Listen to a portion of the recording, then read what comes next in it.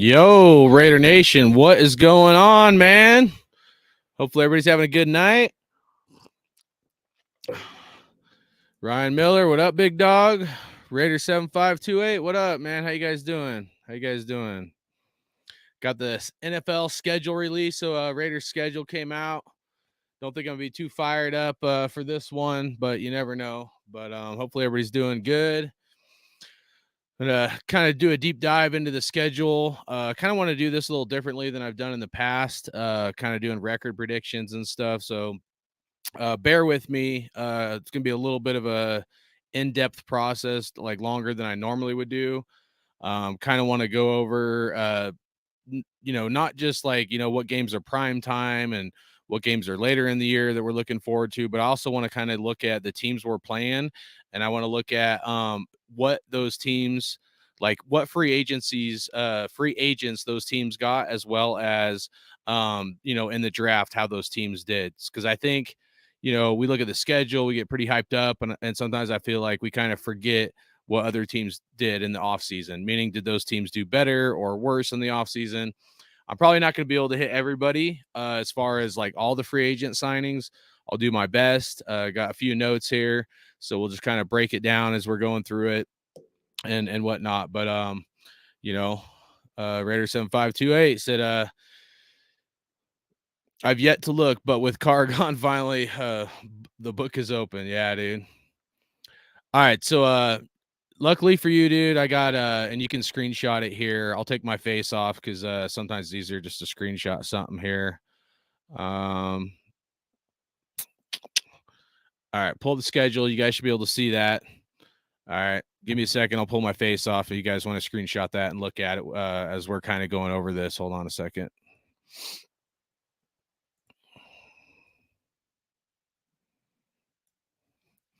All right, so you guys should be able to see the schedule right there. Three things stand out to me right off the bat. Kind of go through it here individually. All right. So we got 3 primetime games. So we'll start with kind of big picture, then we'll kind of delve in and maybe break down some details. So right off the bat, we got Steelers Sunday Night Football. That's pretty awesome that we got a Sunday night game, week 3. That should be exciting. Week 5, Monday Night Football against the Packers. Okay, another primetime game. I don't know what ones they can flex from us, but and then week 8, Monday Night Football. Week 10, Sunday Night Football. Then we got a bye week, no primetime games, and then week 15, Thursday Night Football. So if you guys look at this, man, this is pretty impressive, dude. I'll go back through it in case you guys need a screenshot any of this stuff.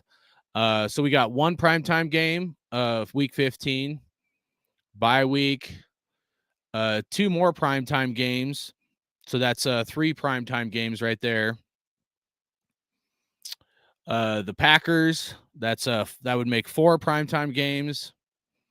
And then week 3, the Steelers, that would be 5 primetime games. I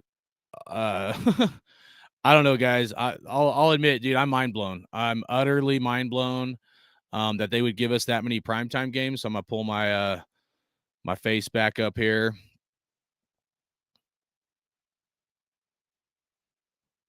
All right. Actually, let me I'll put the big one on. But yeah, 5 primetime games, man. That's pretty insane if you ask me. I would not have thought the NFL, and we can get flexed out of that shit as we've seen last year. But the fact that we got 5 primetime games, I mean, I'm mind blown. I mean, I don't even know what to say.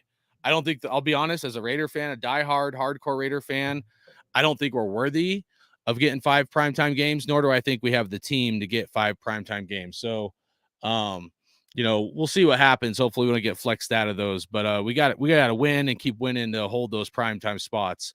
But the only way I could, because they've never given us this much love, not that I can remember. I mean, 2, 3 primetime games max, but 5.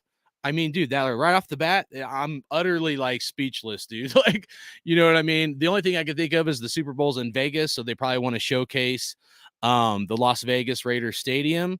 Is the only thing I could think of why they'd give us so many primetime games. But starting off the bat, 5 primetime games. What do you guys think? Unless I miscounted, Raiders said 528 said 3. I counted 5 unless I'm miscounting something. And if I make a mistake, let me know, guys. I'm not perfect. Sometimes I'm a jerk or whatever. But and I'm looking at it here.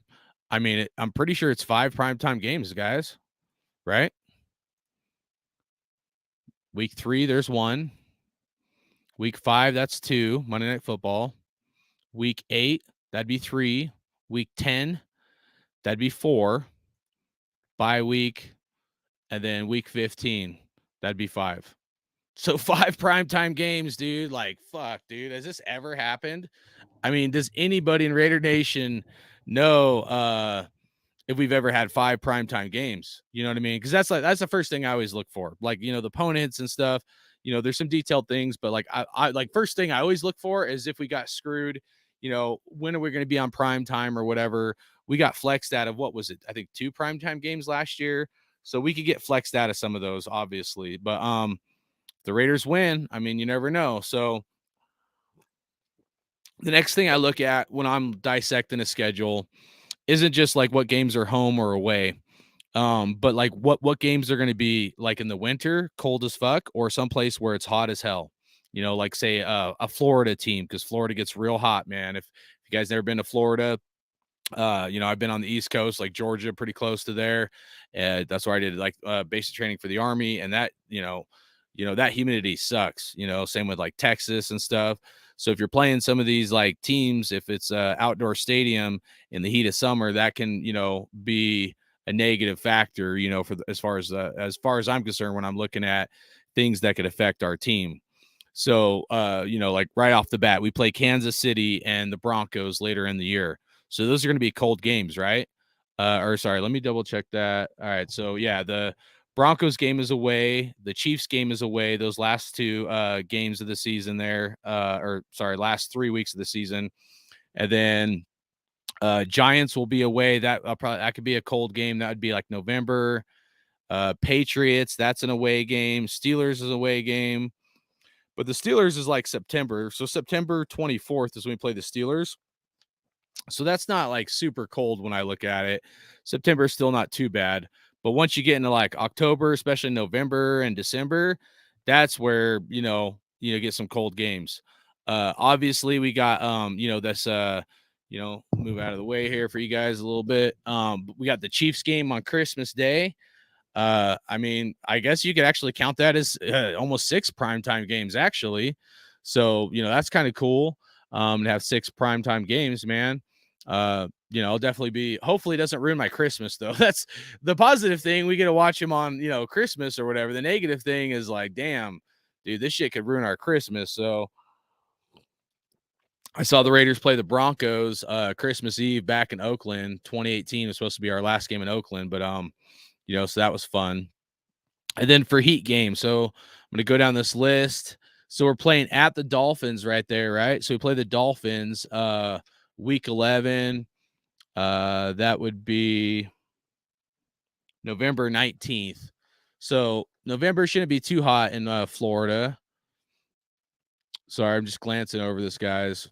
I was writing a lot of show notes and stuff before started here. So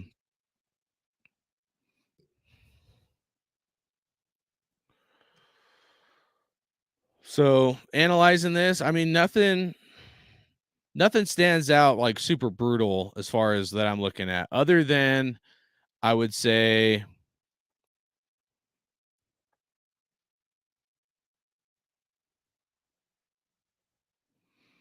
really the 3 games that stand out to me, like I was saying before, is just that New York Giants game November 5th, week 9, the Chiefs game. So all these are away games. The Giants game week 9, November 5th, the Chiefs game week 12, November 26th, and then week 18 against the Broncos. So definitely those last Chief and Bronco games towards the end of the season are going to be some probably cold games, which affect us, especially being in a place like Las Vegas. Doesn't mean we can't win, but when I'm trying to do record predictions, I'm trying to see where Raiders might have an edge and where we might lose an edge or whatever. And actually, I had that backwards. Fuck, I'm a dumbass. Those are actually home games. I don't like the way that I got this from Twitter, but I don't like how they did this, like versus how I normally look at it. So I apologize. So that Bronco games and Chiefs game, those are actually going to be home games. So my bad. I apologize. I fucked that up. But that's even better. That means like this week 1, we're at Broncos. So that's a plus for us guys to play here in Colorado where I live, that early in the season. That's a huge plus for us. The Raiders typically do a lot better. I've been to some of those cold games and I can see it firsthand, how the Raiders have like struggled in some of those cold weather games and whatnot. So damn, it looks like they favored us, guys. I don't know. I don't want to get too, because I'm kind of an emotional fan. I don't want to get too giddy about this shit, but I'm pretty pumped, man. I mean, going into this, I don't know. I'll be honest with you guys. Like I've been kind of negative on the team. It's hard for me not to get pumped up because I am a diehard hardcore Raider fan, but giving us 5 primetime games, a game on Christmas Day, they're giving us some love. They're giving us opportunities at least to see what we can do. I'm not convinced we have the team to do it. I'll be honest with you guys. I'll just straight up, dude. I'm not going to bullshit you guys. I have a lot of doubts about this coaching staff, some of the players they got rid of and players they brought on. Now I could be wrong. Okay, I'll admit I could be absolutely wrong. I hope I'm wrong. Let me also say that, like, I want to be wrong, but I'm tired of getting hoodwinked year in, year out, going to the season, thinking we're going to go 12, 14 wins. I thought last year, I thought we'd get at least 10 wins, maybe 12 to 14. I was thinking like at least 12. I thought we had a good enough team last year, especially bringing over a Super Bowl winning coach and an offensive mind like McDaniels. I really thought we were going to win like 12 fucking games, guys, and they let us all down, not just me, right? Like anybody that's Raider fan, dude. So, all right, let's go through the chat real quick. Ryan Miller, like in the first few games, I did too, man. Maybe back when we were in LA, but those were the kings of the prime back then. Yeah, dude, absolutely, man. And you guys leave a comment in the chat. Ryan, if you want to come on here and give some, voice your opinion, I can put the link in the chat. Just let me know. Ryan said, look at the schedule. Only cold game possibly at KC on Xmas Eve. Yeah, no, isn't that Christmas Day? Let me double check that. I think that one's Christmas Day. Just give me a second here. Sorry.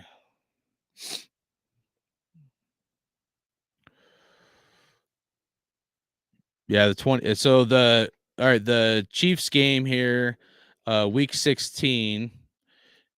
Week 16 down there in the corner, that's the 25th, which is Christmas Day, which will be Monday. So, but yeah, that's Christmas Day, not Christmas Eve. And I'm not critiquing you. I just want to make sure we're all looking at the same thing, or if I mess up that, I correct it or whatever. So, but yeah, Christmas Day, man. I mean, pretty crazy, but yeah, Christmas Day, that could definitely be cold. You're right. To your point, no matter what day it is, we're in December, probably gonna be cold. Yeah. So AG Raider, what up, big dog, dude? How you doing? How you liking the schedule, dude? It is what it is. That I think we lose to the donkey this year at least once. I agree. That's kind of what I'm feeling. I'm gonna kind of go through some things a little more detailed here in a minute, but I wanted to kind of give an overview real quick. It is what it said. They removed us from prime games last year. We'll do the same this year. They probably will, dude. If we're not producing, I mean, all this is like it's an opportunity, guys. That's all this really is. But for them to even give us this many opportunities, dude, they're at least showing us some love, dude. I remember years we'd have one primetime game, maybe two. I mean, fuck, we got 5 plus a Christmas Day game. I mean, this is crazy, guys. This is insane, in my opinion. I would have never thought they'd give us that many primetime games. But maybe they want the Raiders to win this year. Maybe the NFL is going to favor the Raiders. Maybe the refs will favor us. Probably not, but yeah, we'll see. Ryan Miller said, and for what it's worth, we now have a QB who played in Illinois in college and with New England, so he's used to playing cold. True. Yeah, that's a good point that he has played in some cold weather games. Wasn't that playoff game a few years back with Garoppolo against the Packers? Wasn't that a pretty cold game if I remember right? But yeah. So all right, so preseason, obviously we play the Niners, the Lambs, and then the Cowgirls. I don't really give a shit about preseason, guys. It's just really opportunity for rookies and guys that are trying to make the team to kind of showcase who they are. I'm not going to give any schedule predictions for that or whatever. So, um, the other thing we have to consider. So let's kind of look at something here. Okay, let's kind of think about. So I'm gonna switch screens here, guys. But let's think about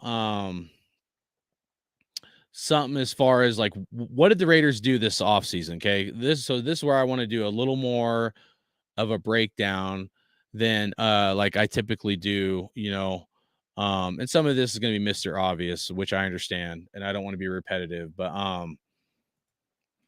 pull the screen up here. All right, so hopefully that's a little bigger for you guys. So and I'm gonna miss some of these guys. I was taking a bunch of notes trying to get this all ready, and I didn't have much time. But there's certain players we lost on our team. So let's go over the free agency for the Las Vegas Raiders. Let's look at our own team, right, and then we'll look at the other teams. So I'm not going to be able to go over the other teams of what other teams lost. We can look at their additions, but it's just too much right now for me to break all that down. But as far as the Raiders go, and I'm probably going to miss some guys, but just some ones I was kind of thinking off top head. Like players that the Raiders lost were guys like Matt Collins, who missed some catches last year, Darren Waller, who was hurt, who also missed some catches last year at times, Derek Carr, who probably a lot of us were somewhat ready to move on from, Foster Moreau, who just got a contract with the Saints. So Foster Moreau is going to be playing with Derek Carr. And I like Foster Moreau. But him making $4 million a year, I figured he would probably make between 4 and 6 million, somewhere in that range. But I think he also wanted to play somewhere else. I don't think he wanted to be a Raider anymore. But we did lose Foster Moreau, who was a good tight end. We lost Denzel Perryman, linebacker, cornerback Rocky Sin. We lost him. Safety Damon Harmon. And and I'm sure there's some others that we've lost that were probably. I was just trying to go over kind of somewhat of the more key players that the Raiders lost. So you got a wide receiver, 2 tight ends, obviously quarterback, linebacker, cornerback, and then a safety, right? So like before we go over the additions to the Raiders, you know what I mean? The numbers, dude. Shout out to you. How you doing, partner? Hopefully you're doing good. But before we go over the additions, just remember that we've had a huge turnover on this team. Even if people are of the mindset that's maybe more optimistic than I am, even if people are more of the mindset like of an optimistic mindset of the additions and stuff, it's going to take a while for this team to gel, right?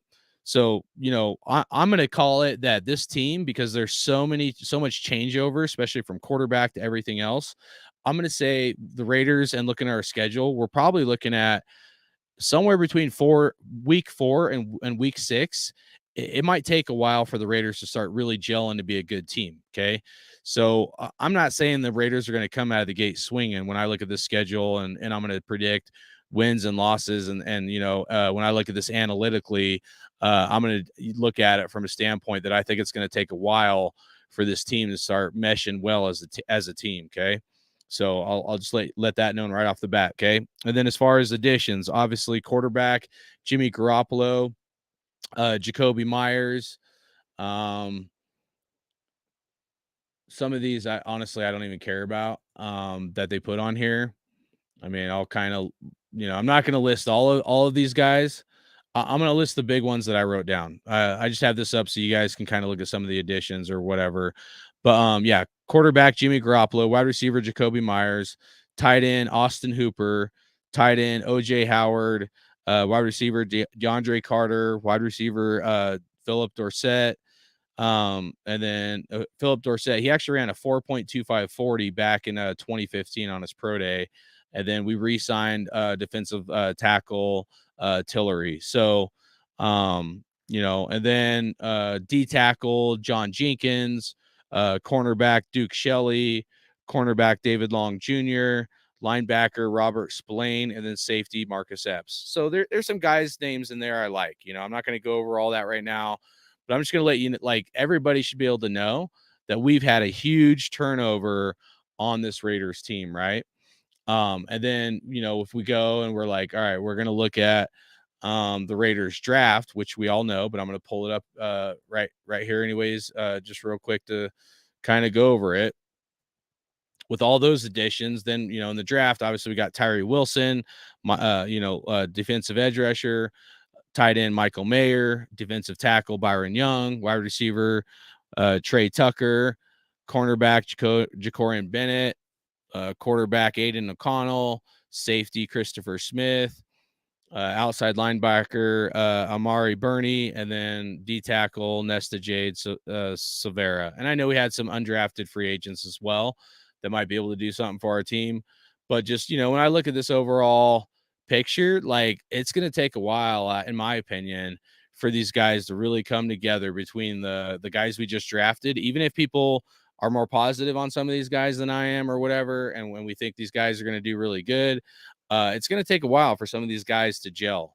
So, so I always think we should keep all that stuff in perspective. So, like, here's one, like, Ryan Miller, shout out to you, said Perriman leaving us is going to hurt. Yeah. I mean, we have a new linebacker, hopefully, they didn't address the linebacker during the draft. I'm not going to get too much into that. I ranted about that last, my reaction, draft deal. And then the last show I just did, like, my final thoughts on the draft, but we missed on drafting a linebacker.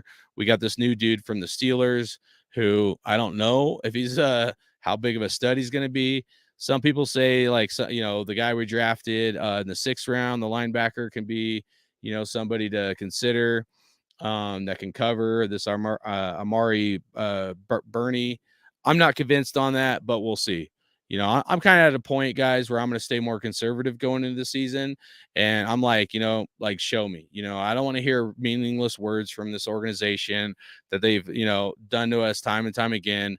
I want a Super Bowl. I'm not going to be happy till these guys bring home a trophy. And anything other than that, like, I'm going to be critical of them. So until they bring it home for all of us. So, all right. With that being said, and looking at it kind of through that lens, let's kind of, analyze some of the things the Broncos have done. Okay. So give me a second here. Be patient with me, please. I'm going to do my best to kind of go through. Hopefully I don't forget to switch screens, because sometimes I forget to do that. But go through some of the stuff the Broncos have done, okay? And I'll try to scroll up and stuff so you guys can see it. But I do have some written down. So Broncos made a few moves this offseason, right? They got offensive tackle Mike McGlinchey from the 49ers, offensive tackle, and then they got an offensive guard, Ben Powers, from the Ravens. And then they got defensive end Zach Allen from the Cardinals, okay? There's some other guys in here that maybe they might stand out more to you guys than me. And it's possible I may have missed some, but, like, the Broncos look like they definitely added to their offensive line. Okay. So I think, looking at who they signed, they definitely, wanted to spend some to help protect their quarterback, Russell Wilson. So, and the Broncos do have a good defense. Okay. And then let's look at who the Broncos drafted. I'll be honest with you guys, dude. Like, I'm actually jealous of the Broncos and their draft. I felt like they got some guys that I wanted us to get, and some guys that I felt like we kind of missed on. But I want to get too much into that. But all right, so this is the Broncos draft right here. Okay. And again, so week 1 we play the Broncos, so that's why I'm gonna go week by week. So be patient with me and just look at who they got. So Marvin Mims, I'll be honest, I don't know too much about this wide receiver, but they drafted him in the 2nd round. They got Drew Sanders. This is a linebacker that most of us in Raider Nation we wanted to get, right? But they got him, and so that's somebody they drafted that might be a stud. I know some of my Raider homies, like Ryan Miller, Raider Dave, they really like this Riley Moss dude, cornerback. So he's a dude that might end up being a stud for them, dude. They got him in the 3rd round, and then they got this safety, and I believe Raider Dave liked him. They got him in the 6th round. This guy fell, but JL Skinner, I think this dude has potential to be a stud. Look at that, 6'4", dude, 6'4". This guy, if he's fast enough, this guy might be able to cover Travis Kelce. Straight up, dude. You know, I know nobody can cover Travis Kelce, but this guy ain't no joke, man. He's got height, man. So I think Broncos actually had a really good draft. They got you know, especially linebacker, cornerback, and safety. I think these 3 picks right here are pretty damn good picks, guys. I'm not saying they're going to be day 1 starters, maybe Drew Sanders, but they got rotational pieces that we as Raider Nation should be at least somewhat concerned about, okay? All right. So that being said, I'm going to kind of close that screen down. All right. So week 1, right? They added pretty much the way I'm going to look at the Broncos. They added some offensive linemen, a defensive edge, and I think they had a pretty darn good draft. Okay. I wouldn't say like excellent, but like because they gave up some draft picks and all that for what they drafted, where they drafted, I think they had a pretty darn good draft. So that would be an away game, week 1. I'm gonna keep track of this as I go, guys, and you guys let me know what you guys think, please. If you guys think that's a win or a loss. Remember, my thinking going into this, I'm not trying to hate on the Raiders. Trust me, I'm not. But I don't think the Raiders are going to be ready to gel day 1. Okay. And I think away games are going to be tough for us right off the bat. So week 1, I'm going to call this a loss for the Raiders. So I'm going to say Broncos beat us that week 1. Okay. All right. Week 2 would be at the Bills. So we're going to be away. The positive part to this is will be September 17th. Shouldn't be too cold in Buffalo because Buffalo gets damn cold, right? So that's exciting to me. I'm glad we don't have an away game that's going to be in the cold. However, East Coast games, if it's early morning, that tends to, you know, struggle with Raiders and the timeline we're at with a Pacific Coast or whatever. So Raider Kojo, salute to you, man. Yeah, dude. And then we got the number 6 primetime games. Yeah, it's insane, bro. Insane. If you guys are just joining us, please hit the like button.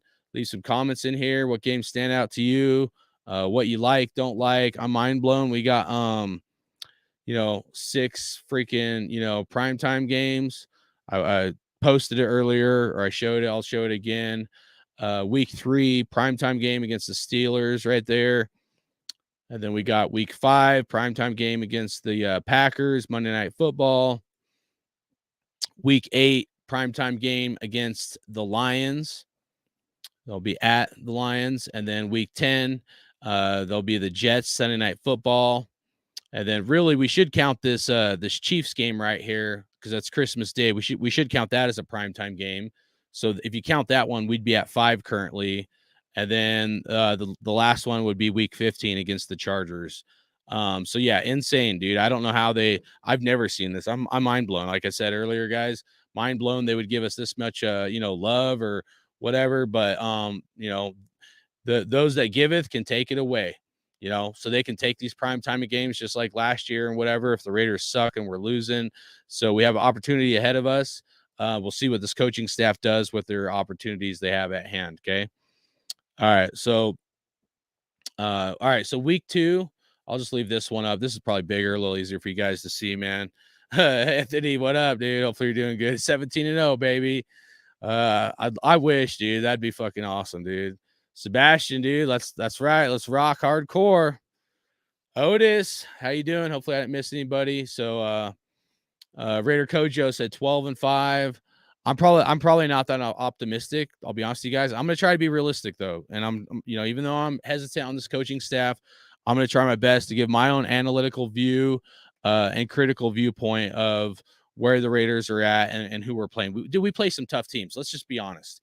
We play some tough teams. We've had a lot of changeover on this team. I want us to do well. Don't get me wrong. I'm tired of losing. But man, we got our plate full. Straight up. We got our plate full, guys. This team, this coaching staff, if they don't feel the weight, especially like from these other teams and from us in Raider Nation, you know what I'm saying? Like, you know, we got to do something to fucking put this pressure on them because you look at the schedule. There's a lot of teams, dude. I mean, like you look at the Bears. How many people, before I break it down, right? and I don't want to ramble too much, but like when we'll get in the Bears here shortly, and be patient with me because it's going to take a little bit to get through some of these teams. How many people think that the Bears is an automatic win? Raise your hand, please. Is the Bears an automatic win? Because if you look at who they drafted and you look at who they got in free agency, we're probably that's the reason why I want to go through and I want to see what teams added what players, because we get like used to the Bears of years past or something. We might forget if they got a guy like Tremaine Edmonds, I'm pretty sure was the linebacker they got. And so that's why I wanted to go through and see. Yeah, they got Tremaine Edmonds from the Bills, guys. Tremaine Edmonds, I know the Bears lost a stud linebacker last year, but Tremaine Edmonds is a stud, man. And they got him. I wanted the Raiders to get him. How many people in Raider Nation wanted us to get Tremaine Edmonds from the Bills? So because he was a free agent. So the Bears isn't as crappy as we think they are. That's gonna be a tough game. Bears are turning it around, and so are the Lions. The teams, I'm telling you, the teams that we thought were going to be easy wins, they're not going to be easy, and that's why I want to break this down. So, all right, Anthony, Bears suck. Yeah, we'll see, bro. We'll see. Everybody said the Jaguars suck too, and we lost to the Jaguars. People said the Titans suck. We lost to the Titans. People said the Cardinals suck. We lost to the Cardinals. So, I mean, like, let's be real. So, but yeah, shout out to you, man. All right, so next up, let's go over the Bills. So, see what notes I have on the Bills. So there are certain teams that didn't do a whole lot just because I think they're cap space. All right, I'm going to shrink myself down, and then I'm going to pull up the Bills, kind of show you what all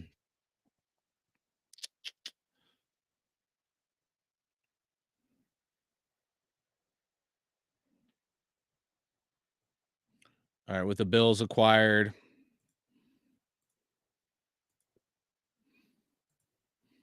All right. So here's some of the Bills additions. All right.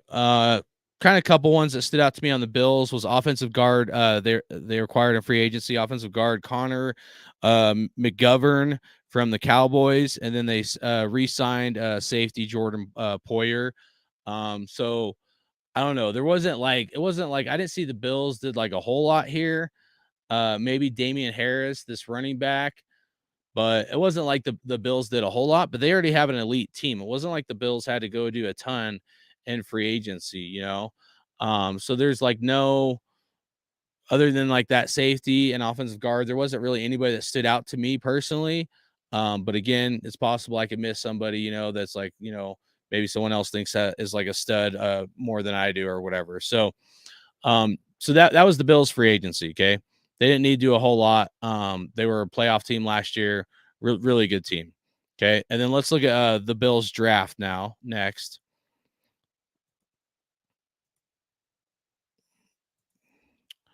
All right. So the Bills this draft, they got Dalton Kincaid from Utah. They got this offensive guard, Cyrus Torrance. This guy's probably going to be a stud. They got Dorian Williams, linebacker. Fuck. I forgot they got him. So honestly, some of these, like I forgot, this is why I want to go back over this.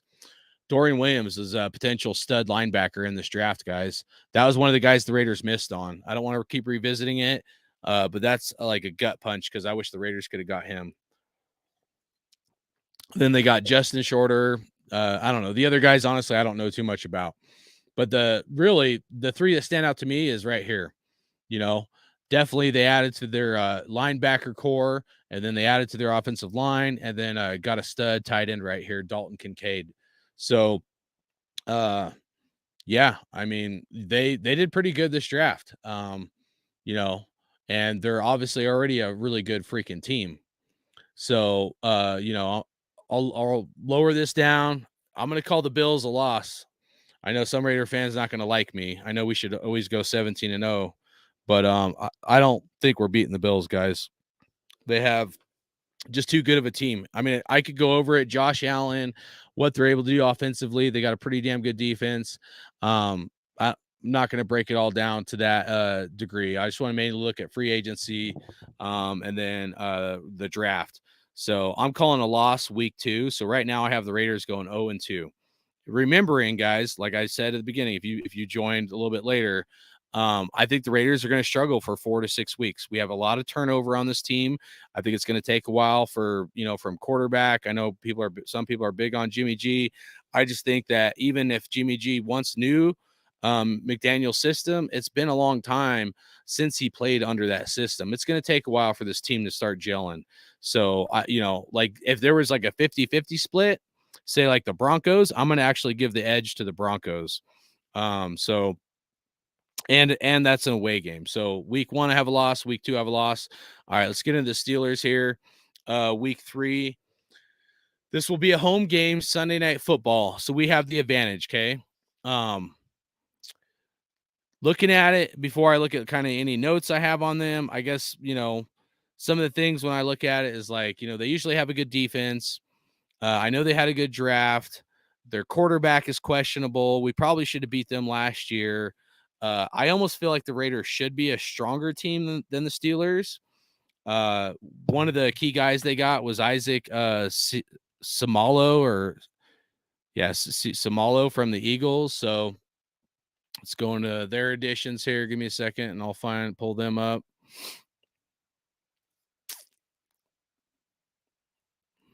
AFC North.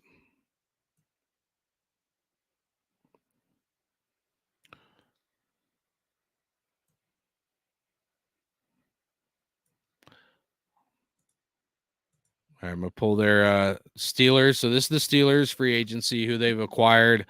It didn't seem like they did a whole lot in free agency. I think they even lost some guys that I probably am gonna miss or whatever. But the one I did have a note on is just Isaac Samalo. Was kind of somebody I thought was kind of a good addition for them.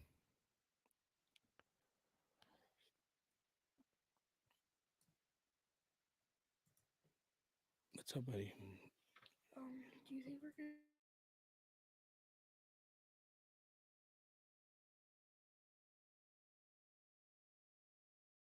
Yeah, I was just wondering. I was planning on making myself something, All right, sorry guys. I had to say something to my son here. All right. So yeah, other than that, I just so the offensive guard I thought was a good addition. Nothing else stood out like dramatically or what the Steelers did, but they're usually like a very competitive team. So let's look at the draft, see who they picked up in the draft here.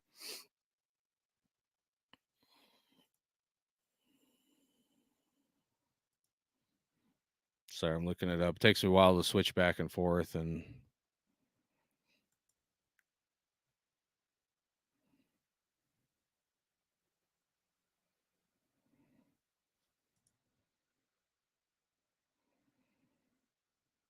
where's the Steelers at?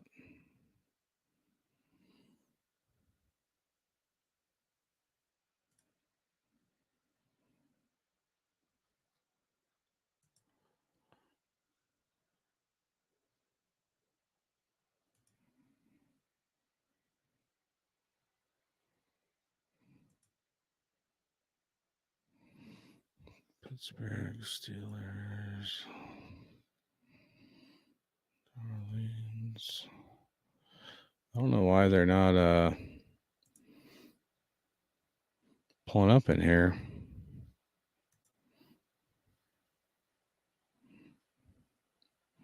Well, that's going to be frustrating if I can't get them pulled up.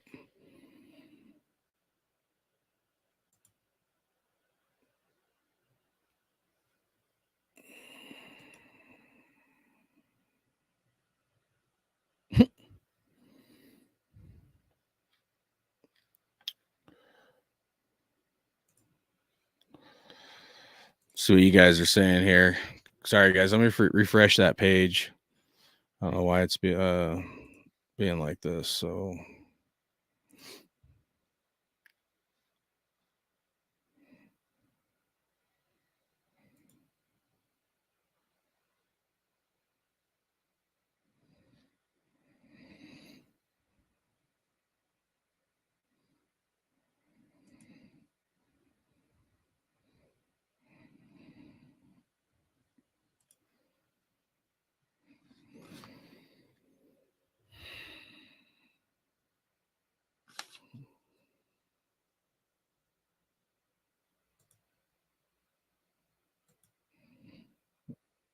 All right, here we go. Fucking stupid, dude. It's their ad blockers.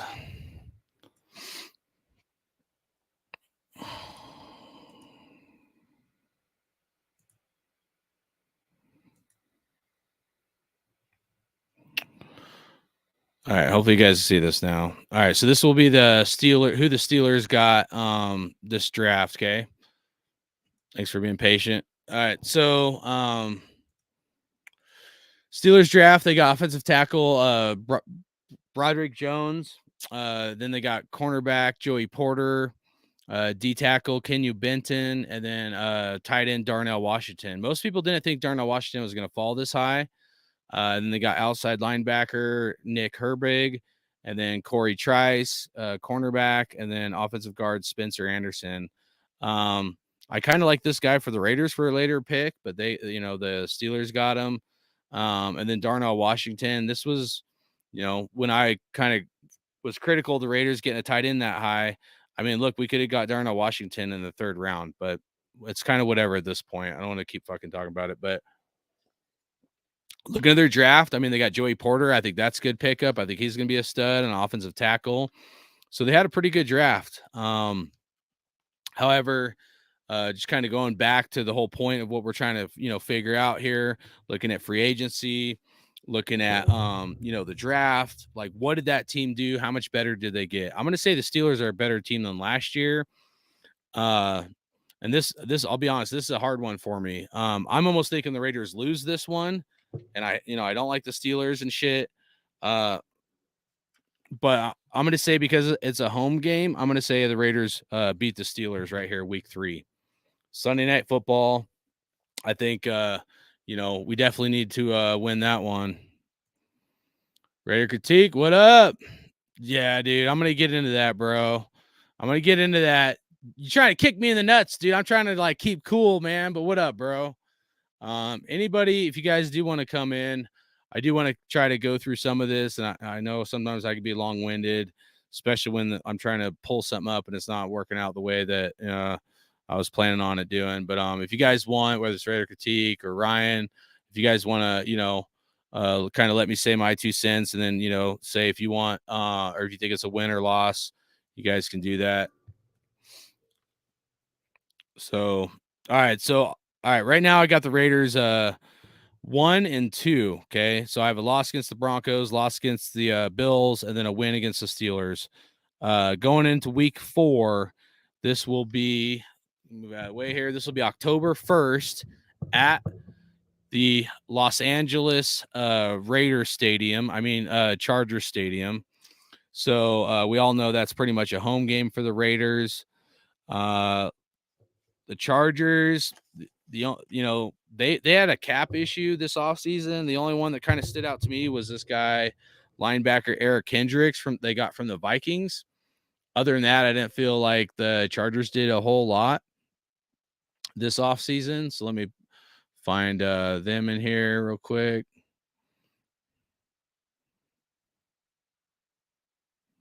AFC East, North, South, West.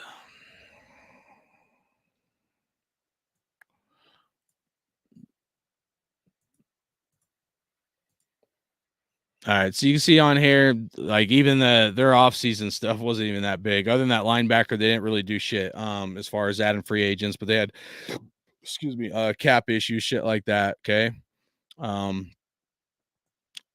So I'm see if I can pull them up in this their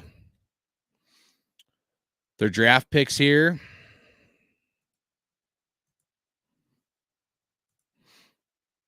See who the Chargers got. Some of these are going to hurt. I'm going to be honest with you guys. I know one of them is going to hurt right coming up right here, talking about their draft picks. All right.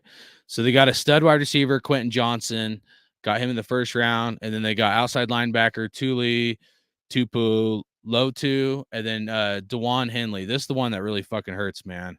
The inside linebacker they got a stud right here, guys. And remember, the Raiders whiffed on this.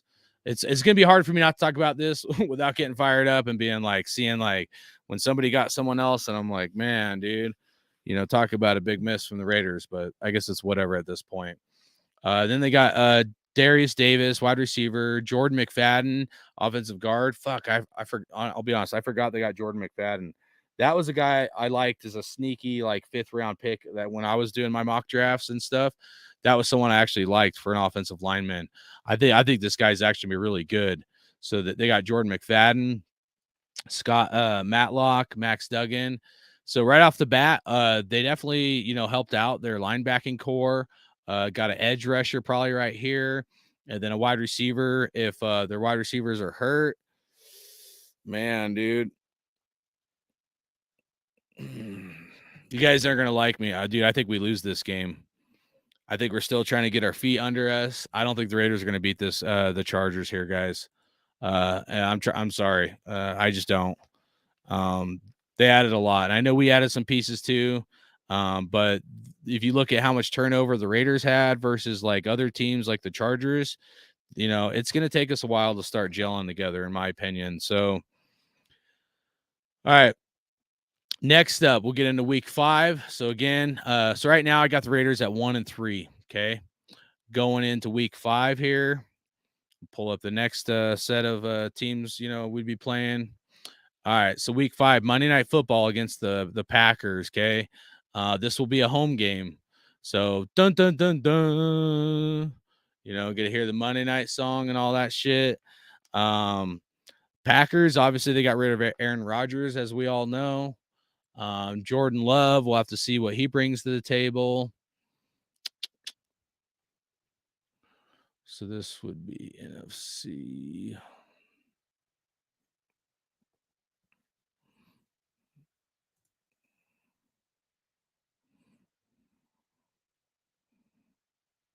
Damn, they didn't do anything in free agency, really.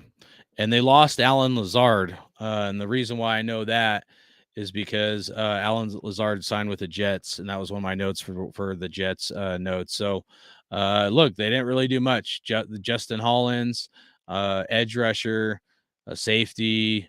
I mean, nobody even in there really stands out. So I think with the cap hit they took on Aaron Rodgers, they probably couldn't do much in free agency. So they definitely didn't do much in free agency. So let's go over to the draft. Let's see what they did in the draft.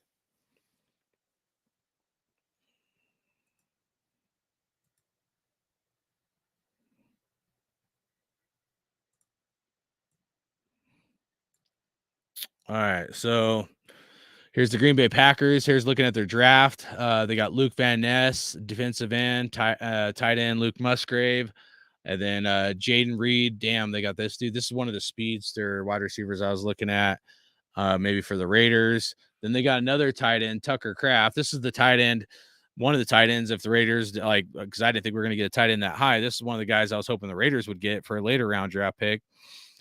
But it's kind of whatever. But yeah, kind of crazy. They got 2 tight ends right here, guys. They got a defensive tackle, Colby Wooden, Sean Clifford, Devontae Wicks, Carl Brooks. Monday Night Football against the Packers.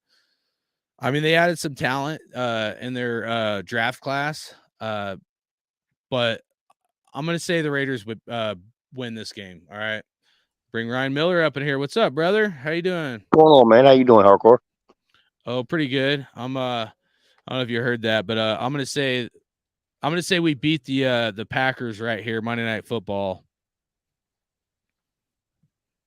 Any insight you want to give on this game or any of the other games we're looking at here? I think we win that game.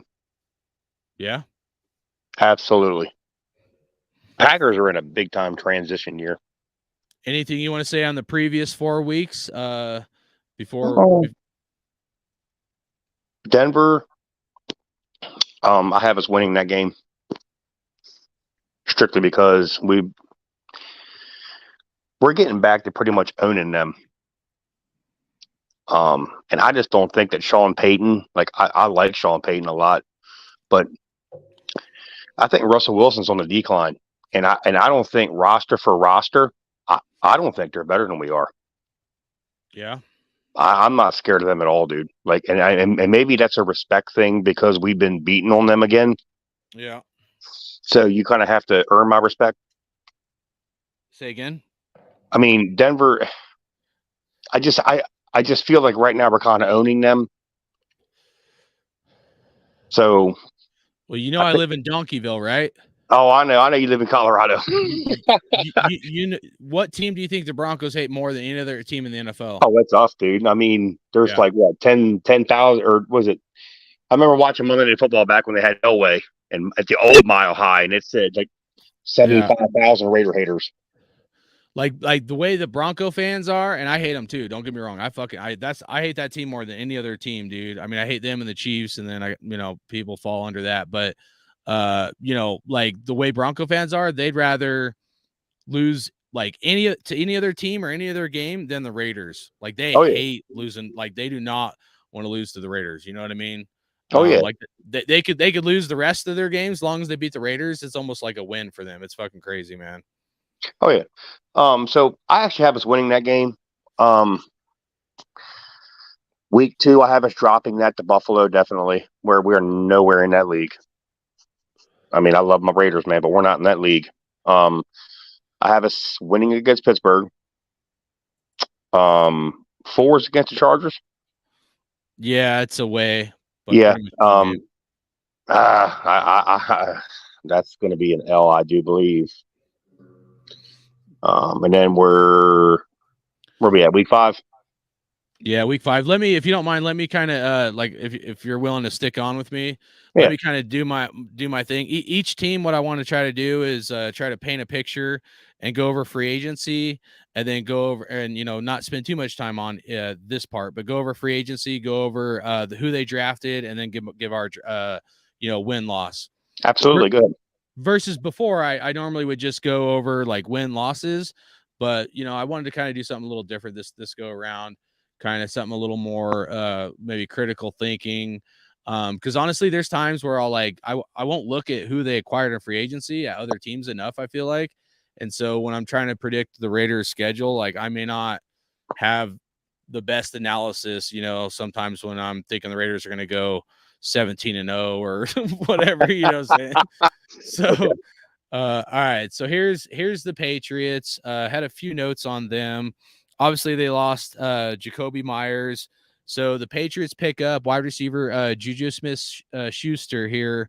And then the Patriots also got offensive tackle Riley Ref. So other than that, there was like nobody that like really stood out to me as far as Patriots had a home run, free agency, but they usually don't. They usually don't make big signings. The years where they've gotten like a Randy Moss or the cornerback back in the day, the Reeve Island or whatever, that rarely happens in the Patriot realm of things. You know what I'm saying? So a shout out to you, Raider Critique, man. Sorry you can't join, but hopefully have a safe drive home. If you have any insight what we're talking about, Raider Critique, or anybody in the chat, let me know. But yeah, so the Patriots, they didn't do much. They were like a mediocre team last year. Right. Let's look at their draft real quick here. So let me pull them up. Patriots. Okay. All right. So here's the Patriots draft right here, guys. So a lot of us Raider Nation, we wanted this cornerback Christian Gonzalez right here. Okay. They got him. So they got a good cornerback, Christian Gonzalez. They got defensive edge rusher Kenyon White. This dude could potentially be a stud. They also got an inside linebacker. I don't know much about Mapo or whatever. They got a center, Jake Andrews,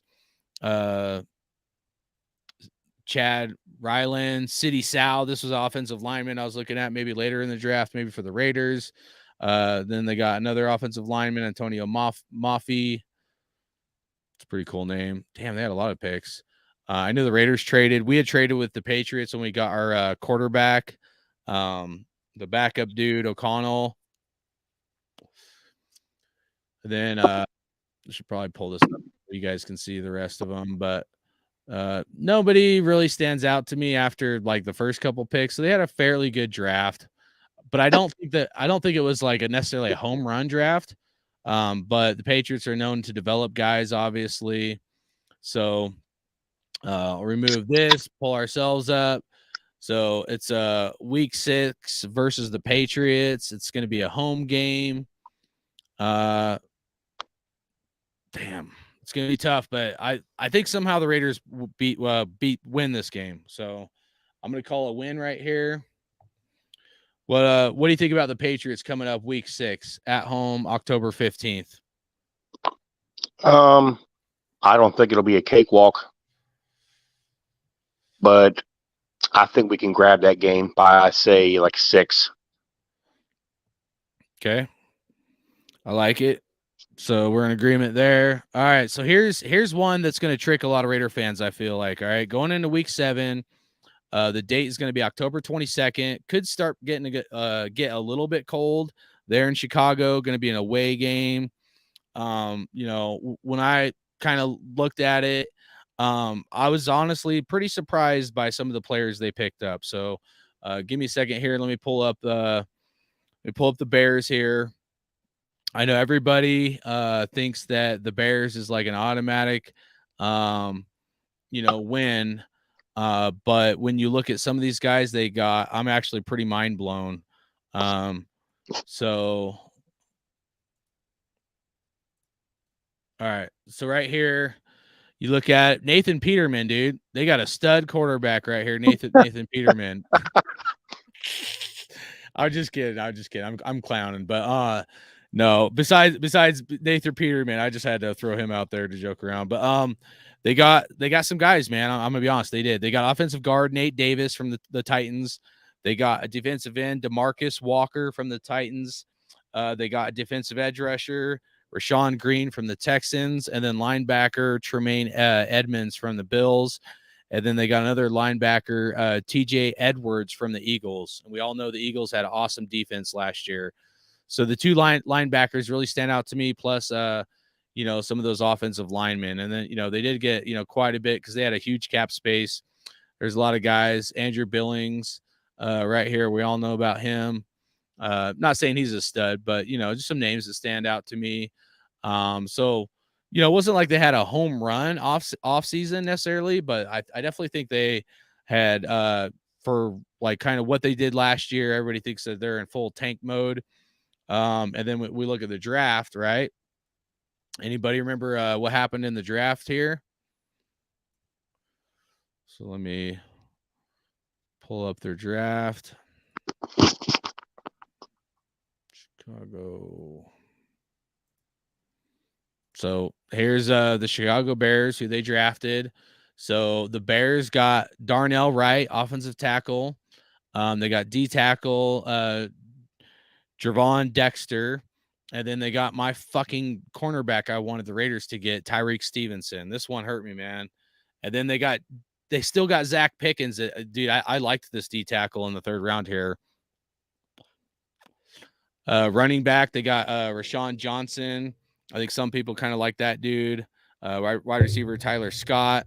And then on top of it, they got Noah Sewell. This is a guy that the Raiders could have got, man. So Absolutely. I can't even talk about it without like it, it's just like, it's mind blowing. We get a wide receiver and we could have got Noah Sewell, whatever. But then they got Terrell Smith, Travis Bell, Kendall Williamson. Most of the guys after like the 5th, 6th round, I don't care too much about. But right off the bat, there's some guys that do stand out to me. Noah Sewell, linebacker, Zach Pickens, D tackle, Tyreek Stevenson, cornerback. And then they got, an offensive like Darnell Wright was a stud in the draft, right? I mean, dude, they probably have 4 starters in here. I bet you between like Noah Sewell, Tyree Stevenson, Darnell Wright, dude, I see at least 3, and Zach Pickens, 3 to 4 starters right off the bat. So everybody thinks the Bears are going to be trash. I'm not convinced on that take at all. It might take a while for these guys to start gelling. So my analysis going in was probably for the Raiders to start like kind of hitting on all cylinders, probably between weeks 4 to 6. Right now we'd be in week 7, kind of breaking it down, looking at it. So, but this is an away game. Okay. It's going to be an away game. It's going to be a 10 a.m. game. So it's an early game. I'm actually going to say the Raiders lose this game. I know a lot of Raider fans disagree with me. I think they had a great draft. I think they did maybe possibly enough in free agency. but I'm going to say we lose there. But I could go 50-50, but I'm going to call it a loss. What about you? What do you think about the Bears? I think we win that by a field goal. I think that's a Dan Carlson like last second field goal thing there. Okay. I think this game is going to be dangerously close. I love what we they could did. end up winning it. But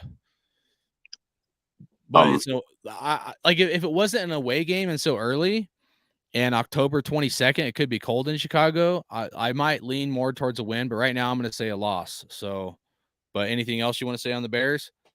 I mean, I love their draft. They had a great draft.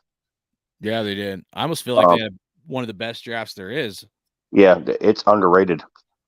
It really is. And I think they're a team that's on the rise, just not ready yet. But they're not a team. They're not a team you can go in there and just say, "Oh, it's automatic win." It's not. That's no. I have us, like I said, I have us winning this game, but it's going to be by a field goal. This is going to be an ugly game. Well, not just that, but Justin Fields is a running machine. You know what I mean? So, Yep. All right. So next up here, guys, we'll pull up. We got the Monday night game at the Lions, Detroit. Detroit, what? So October 30th. Shit, is that Halloween? Is it October? Isn't October? Let me look it up. Sorry. Or no, the 31st is Halloween. So it's the day before Halloween.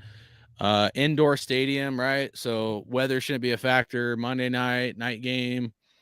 Going to be a lot of hype about halfway through the season. Raiders should start clicking on all cylinders here going into this Monday night game against the Lions. So right off the bat, Raider Critique said something that I actually thought about earlier, which is watch Detroit will start Hooker versus us. So I just have this weird feeling like Hooker should be ready and healthy by midway through the season. Okay. And I had that feeling no matter who he played for. I did want the Raiders to get him.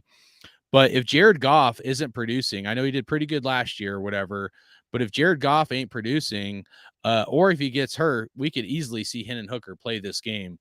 And it would, dude, like, you want to pull out my heart and crush it in front of my fucking face? Put Hendon Hooker in there to play against my Raiders, dude. I'm gonna like be so fucking like pissed, dude. That like that's my guy on the. That's like those of us Raider fans that wanted Hendon Hooker. That's gonna be like, we just got beat by what should have been our franchise quarterback.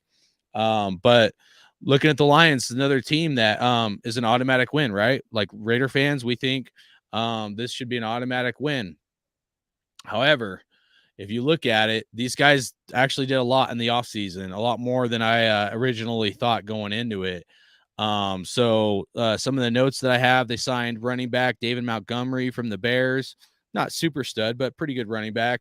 And then they signed cornerback Cameron Sutton from the Steelers. Sutton's a pretty damn good cornerback. And then they got safety Chauncey Gardner from the Eagles, guys. Chauncey Gardner, man. So they actually did pretty awesome, dude. You know what I mean? Right here. Sorry, I'm gonna pull it up here for you guys. Cameron Sutton right here, right? And then Chauncey Gardner. Man, dude, they might have a sneaky fucking awesome defense, dude, just with those two studs right there. You know what I mean? So they got something that the Raiders don't have. They got a really good safety. And, not saying ours are trash necessarily, but I don't think they're, Chauncey Gardner style. And then Cameron Sutton, I think a pretty damn good cornerback. So, they had a pretty good offseason as far as free agency goes.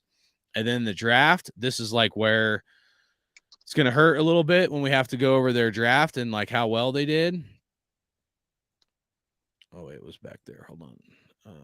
Detroit, what? All right. So you go over the Lions draft, and they had one of the best drafts out of like everybody. You know what I'm saying? Let me put my face down here. All right. So in the draft here, guys, they got running back Jahmyr Gibbs, pretty stud running back. And then they got Jack Campbell. I wanted Jack Campbell if he fell to the second round. He didn't fall to the second round. They got him early in the first round. And then they got tight end Sam Laporta. Okay. And then they got Brian Branch, safety from Alabama, and then my guy fucking Hendon Hooker, dude. Probably won't be ready to play right off the bat. He may not be ready till next year, possibly. If Jared Goff does good, but they had, dude. I mean, like really, pretty much from Hendon Hooker up, all these are pretty damn good fucking draft picks, man. I mean, straight up, they had a pretty sneaky, amazing draft. 1, 2, 3, 4, 5, at least 4 starters. I would say from Brian Branch to Jahmyr Gibbs, all starters, and possibly Hendon Hooker could play at some point this season. And I'll be honest, I'm glad that we play the Lions midway through the season versus the end of the season, because if the Lions aren't doing good or Jared Goff isn't doing good, I think they're going to pull him, and you'll see Hendon Hooker in the game. But week 8 might be a little soon to pull in a Hendon Hooker. So I'm kind of sneaky, secretly happy we don't play him at the end of the season, because I don't want to play against Hendon Hooker, dude. I think if we did, I think he would fucking tear us up, man. So, but yeah, Monday Night Football away at the Lions. I'm going to call it a loss. I know everybody going to be mad at me. We're not going 17-0, but I'm saying a loss. What do you got right here, man? It's a loss. You're going to count as a loss. And I don't want to influence you. I mean, have your own opinion or whatever. Oh, no, because I think the Lions, to me, are going to control that division this year. I mean, in my opinion, my prediction, dude, they win that. That coach they got is a damn good fucking coach. I wish the Raiders had a real coach like who they got. Campbell, dude, that guy, he's a fucking good coach, man. I like him. He's a player's coach. Players will play hard for him, stuff like that. So right now I got, let's see, 1, 2, 3. I got 3 wins right now going into week 9. So that should be, I have the Raiders at 3-5. Not looking so good so far. You got, let's see, you got 1, 2, 3, 4, 5. You got 5 wins going into week 9. So going into week 9, got the New York Giants. This is going to be a home game. November. Nothing stands out right off the bat looking at it. Okay. So week 9 against the Jets right here. So let's pull up the Giants. I said Jets. I meant Giants. Let's pull up the Giants, see who they got in free agency and if there's anybody that stands out to me.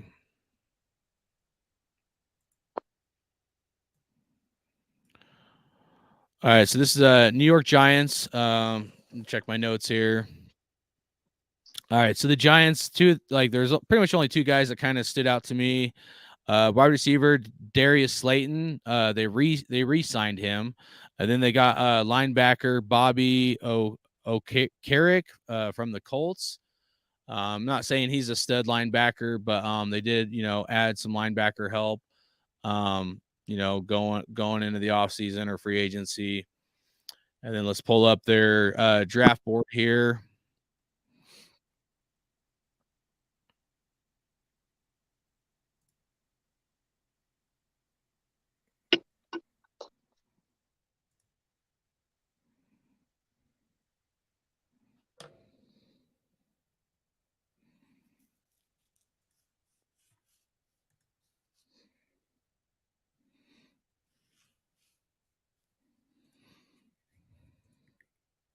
All right, make sure you guys can see this. So here's their draft here.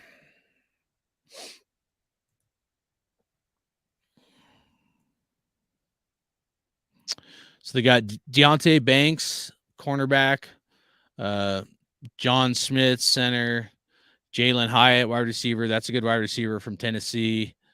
Eric Gray, running back, Trey Hawkins, Jordan Riley. I don't know these other guys, but didn't look like they had nobody stand out to me where I'd say they had like a super amazing draft. Home game for the Raiders. So right off the bat, I'm gonna say the Raiders get a win here. I'm gonna say we beat the New York Giants. I know they had a good team last year. I think we're gonna start meshing on all cylinders about this time of year. We should start gelling and being a much better team than at the beginning of the season. So what are you thinking here? Oh boy, this is a loss. Are you going to count a loss? Okay. Yep, because I think same thing as the Lions. They play for that coach. Okay.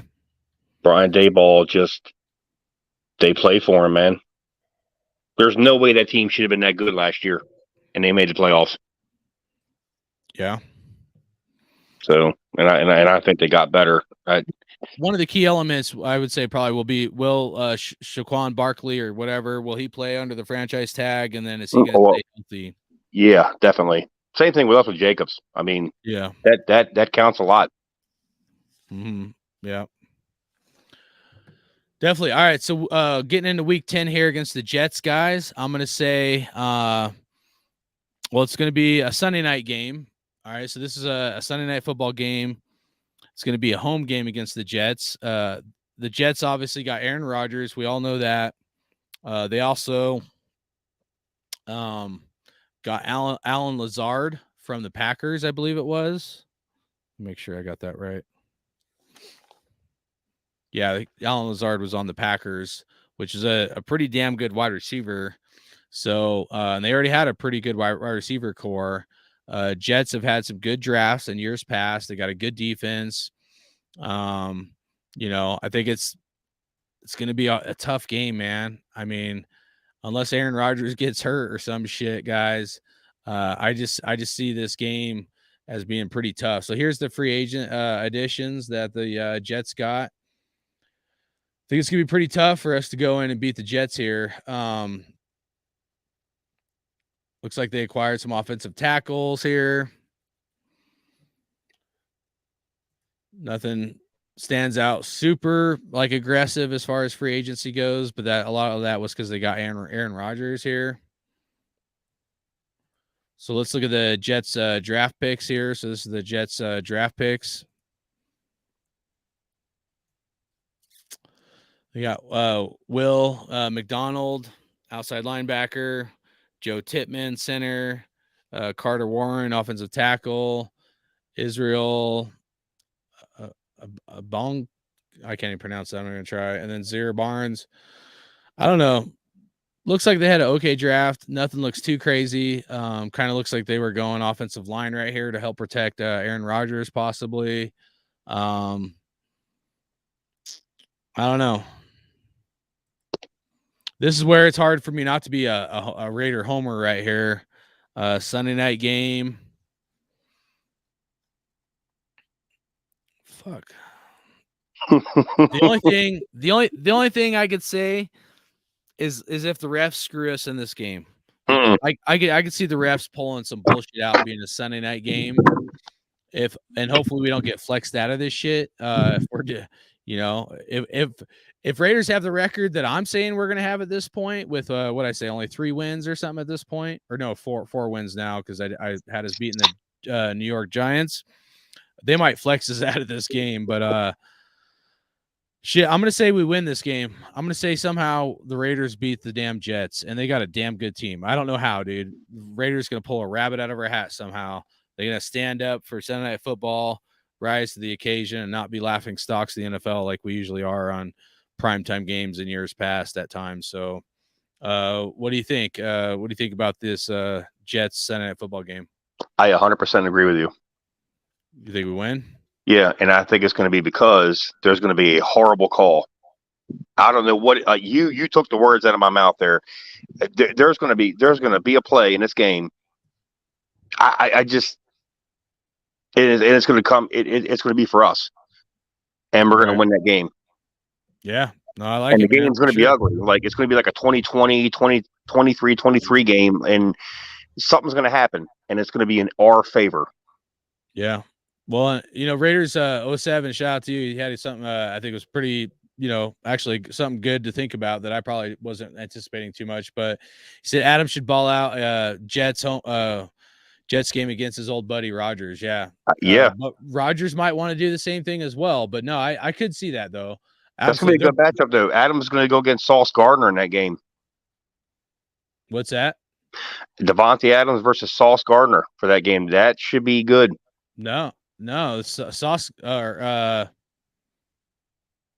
who is it that went to the Giants? Was that or to the Lions? Sorry guys, that's why I have notes on here of some like additions that At corner? Oh, Chauncey Gardner. Chauncey Gardner. Oh, you said Sauce Gardner, huh? Yeah. Sauce Yeah, Gardner my versus bad. Devontae. All right. That should be interesting. Yeah. No, you're right. My bad. I was getting them a little mixed up. So, but yeah, no. All right. So we both got a win there. All right, Dolphins. So November 19th. It shouldn't be too hot in Florida. This is going to be an away game. 10 a.m. Early game, right? So we have 2 away games, or no, the other one's a home game. So this will be a away game, early game. Dolphins. Will Tua be injured or not? That's a big question I have going into this game. So like that's the first thing before I look at like who they if they grabbed anybody in free agency, stuff like that. I know one of the guys they got was linebacker David Long from the Titans. I wouldn't say he's a stud, but that was kind of one of the only additions that kind of made somewhat sense to me or kind of stood out, So here's pull it up right here. This is the Dolphins free agency guys they got in free agency. Nobody like really stood out to me that was like, like, oh my God, they got him or anything. Possible I may have missed somebody, but they were a good team last year. They had a good defense. If Tua doesn't get hurt, shit, who knows? Like maybe they go and do something better out of the season than kind of, the hand that was dealt to them. But let's look at their draft. Let's kind of see if there's any guys in the draft that really stands out to us. Detroit.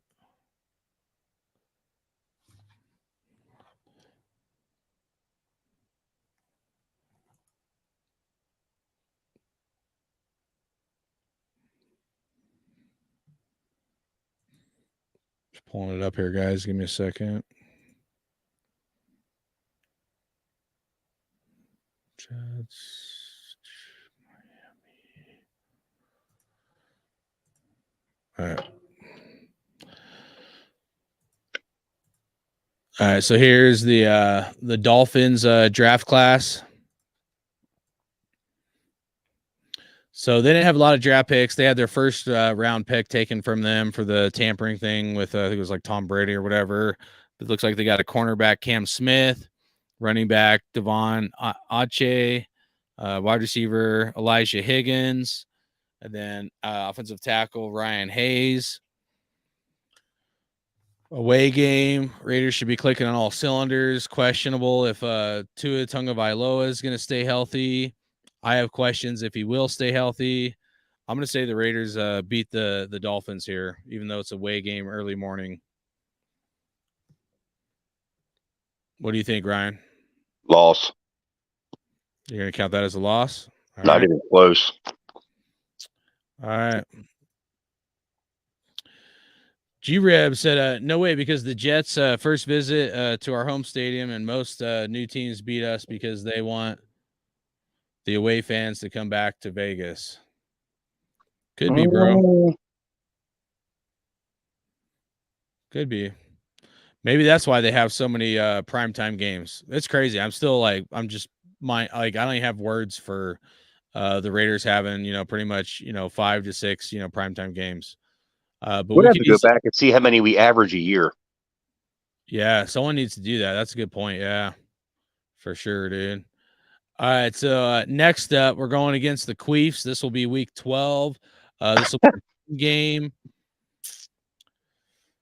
I mean, do we even need to look at the draft or anything else? I mean, oh Lord. I mean, do we have to talk about the fucking Chiefs, man? I mean, for real. But we got to. I don't want to, but I know I need to. So here's.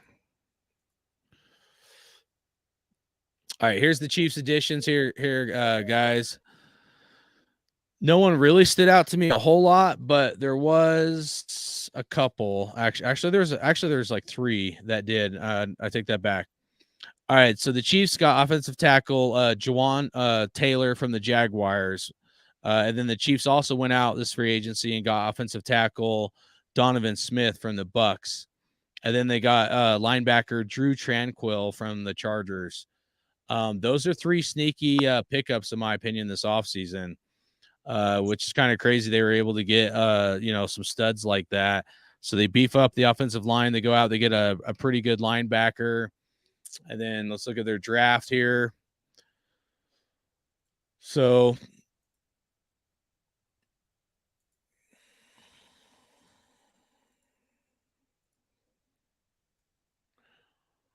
all right, so this is the Chiefs draft. They got defensive end Felix and I'm not going to pronounce that. Azuma, defensive end for Kansas State, and then wide receiver Rossi Rice, offensive tackle Wayne Morris, safety Chamari Connor.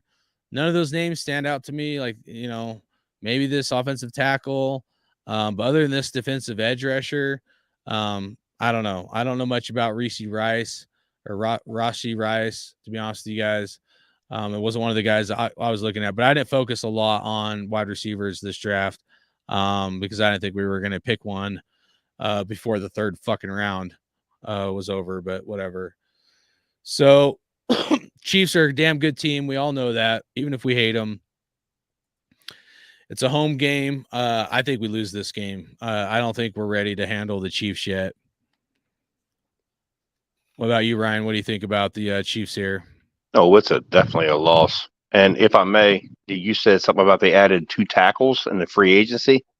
Yeah, and those guys, at least one of those guys is studs. Yeah, Jawan Taylor is a stud, and it's crazy. Yeah. Like they always counter whatever we all do. Like no matter if it's us, Denver, or the Chargers. Like the Chargers go sign Mac, right? And then we get Max, we get Chandler, and then this guy Wilson. The Chiefs always like counter it.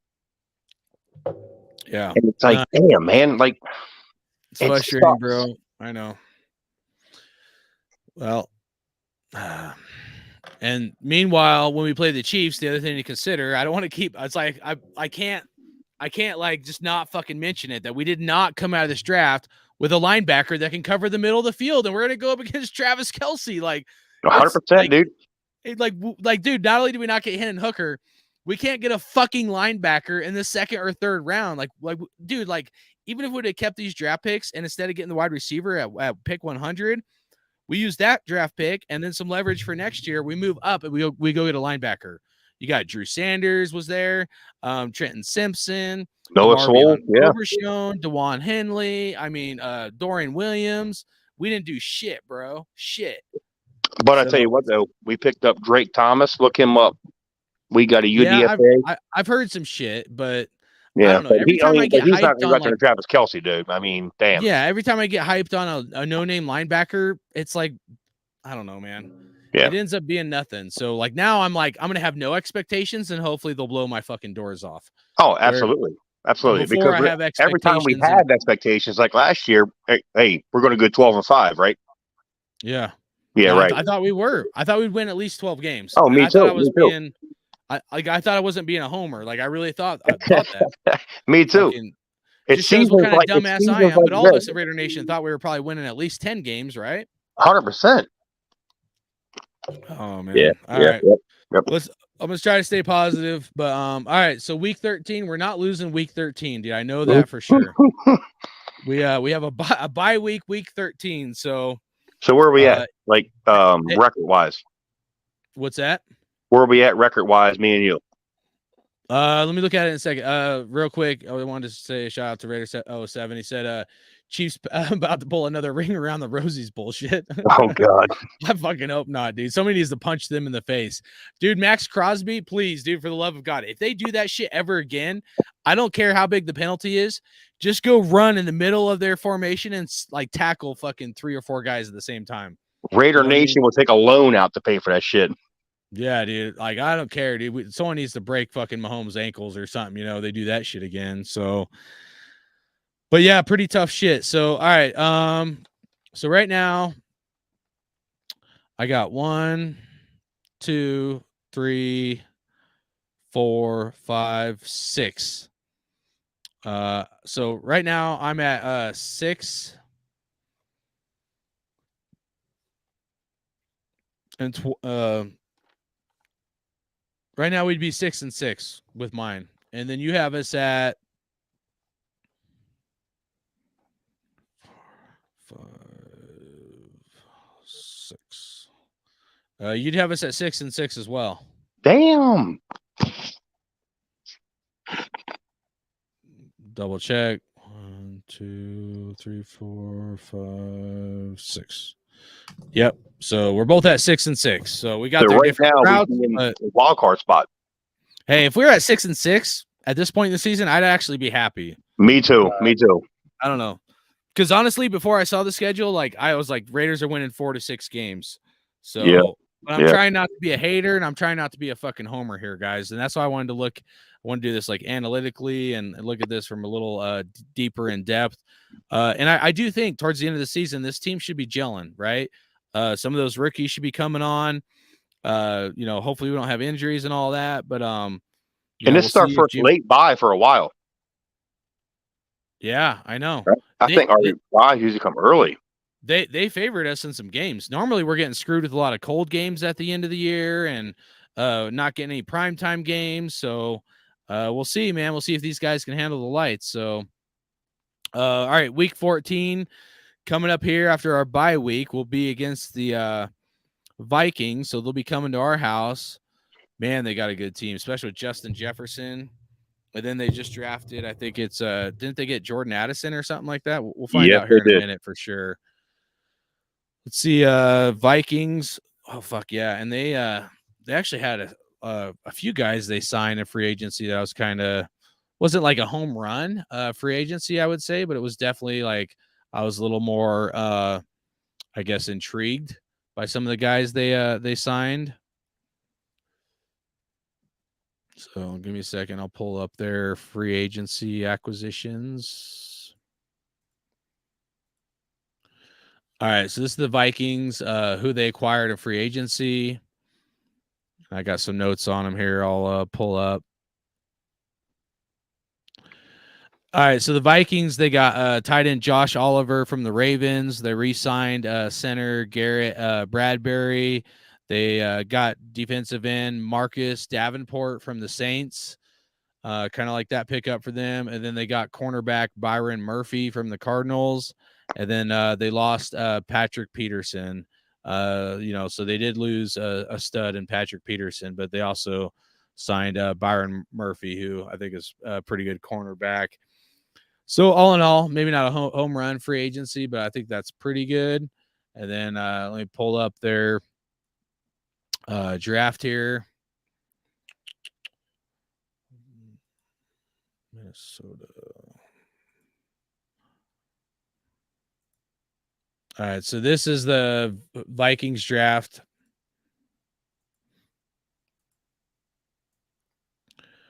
So yeah, they got Jordan Addison right here in the first round, wide receiver. This was probably, if the Raiders were to get a wide receiver, this probably would have been my favorite wide receiver to get. I think he's going to be a super stud.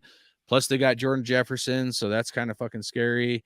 Then they got cornerback Mika Blackman. I know some guys are pretty big on him. Safety Jay Ward. I kind of like this as a later round pick for potentially the Raiders, but they picked him up. And then they got D tackle Jaquelin Roy, Jaron Hall, quarterback. That was the guy from BYU. I think some Raider fans may have liked him. I don't remember, but and then a running back. So I mean, at least these first 3 picks I think are pretty good picks. Vikings were a good team last year. I think they're going to carry that trend. Damn, this is going to be a tough game, man. It's a home game, week 14. I think we lose this game. I don't think we're beating them. So I'm going to say a loss to the Vikings here. So now I have the Raiders at 6 and 7, week 14 here. What are you thinking here, Ryan? My best friend's a Vikings fan.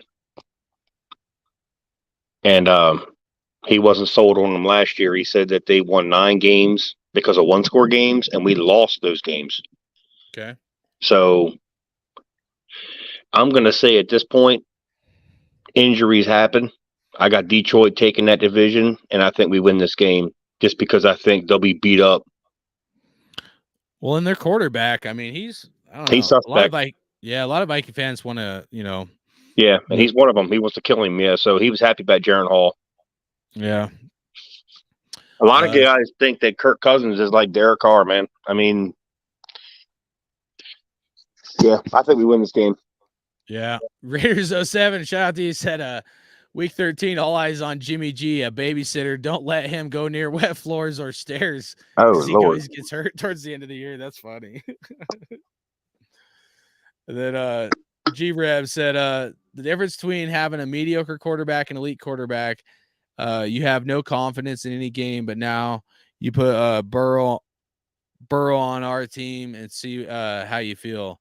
I keep saying Caleb Williams or May. A lot of people want Caleb Williams, but you're gonna have to give up the kitchen sink to get him unless you're tanking this year. Yeah. Raiders 07 said sorry, do you want to say something on that? What's that? What G-Reb said? In order to get him, we're going to have to be horrible. Yeah. And I don't think we're going to be that horrible. I just don't. Yeah. I don't know. I hope not. Raiders 07 said Vikings will be going to overtime. We were just like this team last year, except we couldn't put together one more drive to win our games. I think we beat them. We could. I mean, it could be like a 50-50 on that.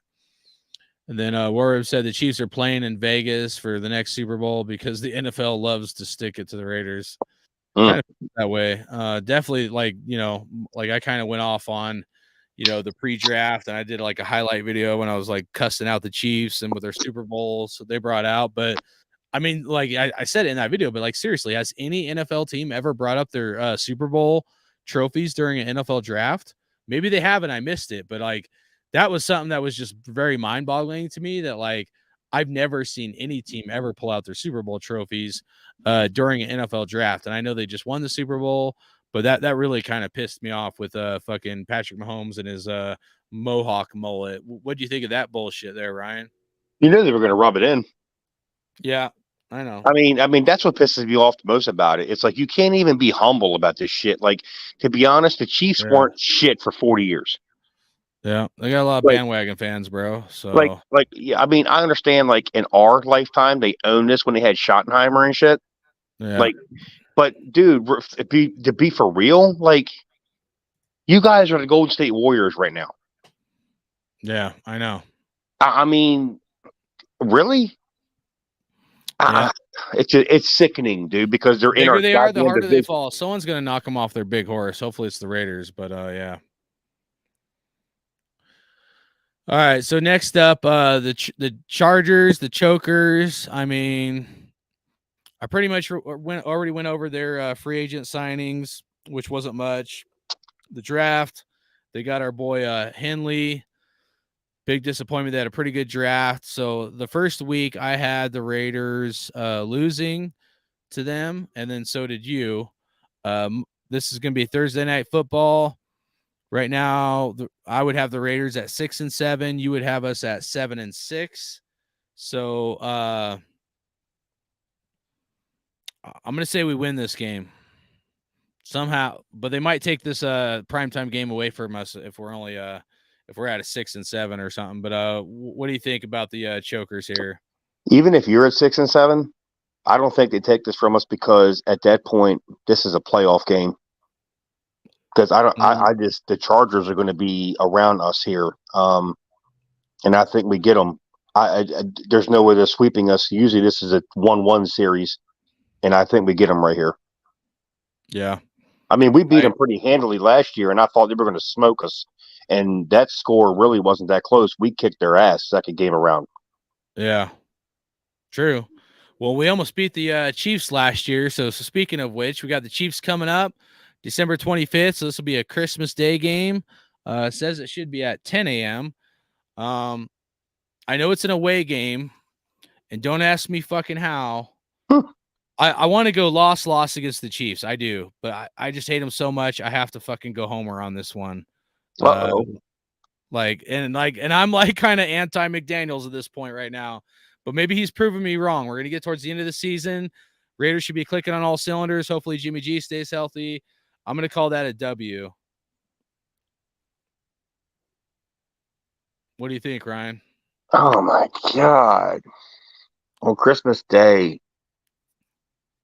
Yeah, they got to give me a Christmas present, dude. That's what I'm saying. You know what? It's at Arrowhead too, isn't it? Yeah. And an early game. So early and cold probably because December 25th.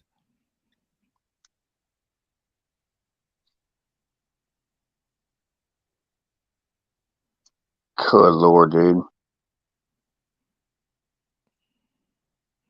Think about it like this. Bro.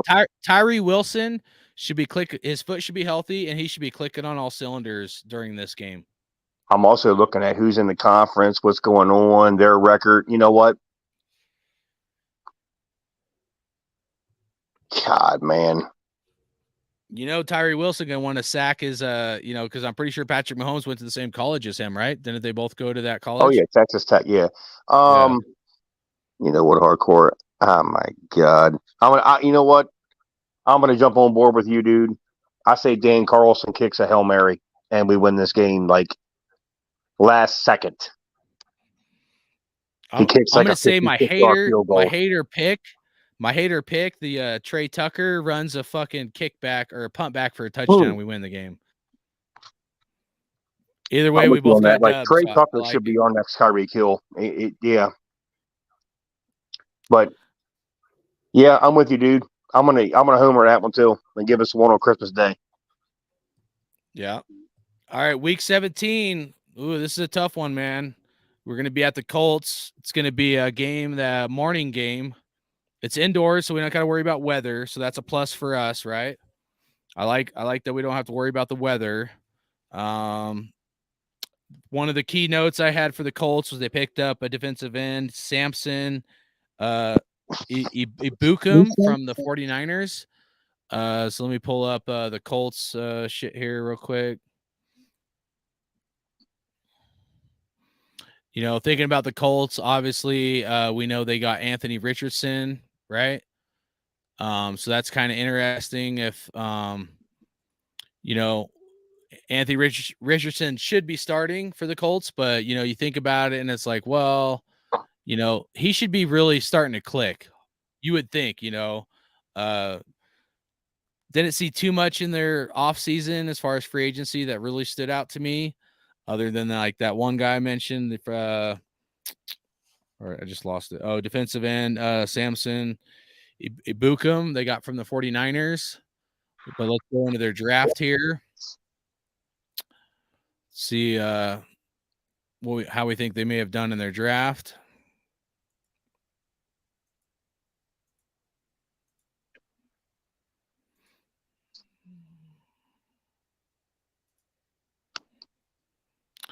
All right, so they got Anthony Richardson. Obviously, most of us know that. And then they got Julius Brents, cornerback from Kansas State. And then wide receiver Josh Downs, offensive tackle Blake Freeland, defensive edge rusher Adebu War, and then cornerback Darius Rush, safety Daniel Scott. And then they got a tight end later on. Will Mallory, running back Evan Hull. So after maybe the 5th round, nothing stands out to me personally that looks too drastic. Obviously, they got a potential stud quarterback, Julius Brents. That one's interesting to me. Josh Downs. So all in all, I'd say they had a pretty good draft. I wouldn't say like a home run draft, but looking at it, at the Colts, fuck, dude, this is like playoff time. I'm gonna let you go first. I can't decide. I'm gonna put you on the blast. I'll be honest. I like their draft a lot. Julius Brents is a guy I liked. I liked Freeland a lot. I liked Darius Rush, and I liked Jalen Jones a whole hell of a lot for us too. We've been slugging it with the Colts like the last 8 years. Like we've been going to these guys When they had Phillip Rivers, we went at them. Matt Ryan. I'm going to give this to the Colts just because of Christmas Day. I think we'll be hungover, and they get us here.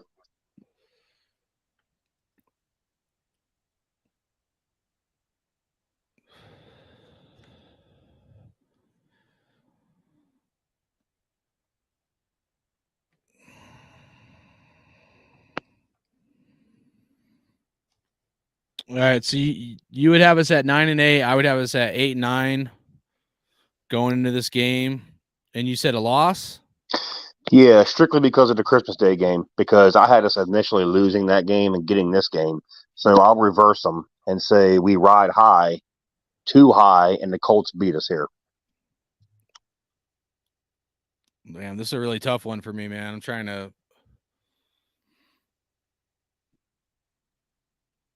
I mean, Anthony Richardson should be doing really good by the end of the year. He should really be clicking, but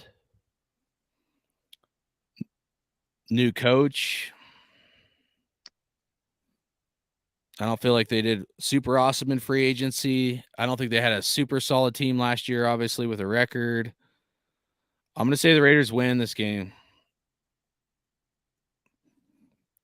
And this has come from someone that I really thought, looking at this, we would have like a 4-6 win record going in, like, before I broke it down like how I'm doing. But I'm trying to be fair, not just like, because I'm kind of anti McDaniels right now until he proves it.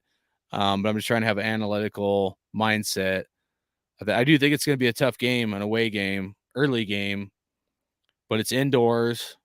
I think the Raiders going to be knowing that they got to they got to go full bore towards the end of the season to make the playoffs. They're going to know that. So I'm calling a win here. So that would put both of us at 9. I think I miscounted one, but I think we're both at like 9 wins here. All right, going to the Bronco game. Week 18 to be determined. So this could be flexed if we were doing good into something better. It's going to be a home game. I don't know. I don't know how the Broncos are going to be doing this time of year, but fuck, we got to win this game. I hate the fucking Broncos. There's no way we fuck these motherfuckers, dude. I'm calling a win.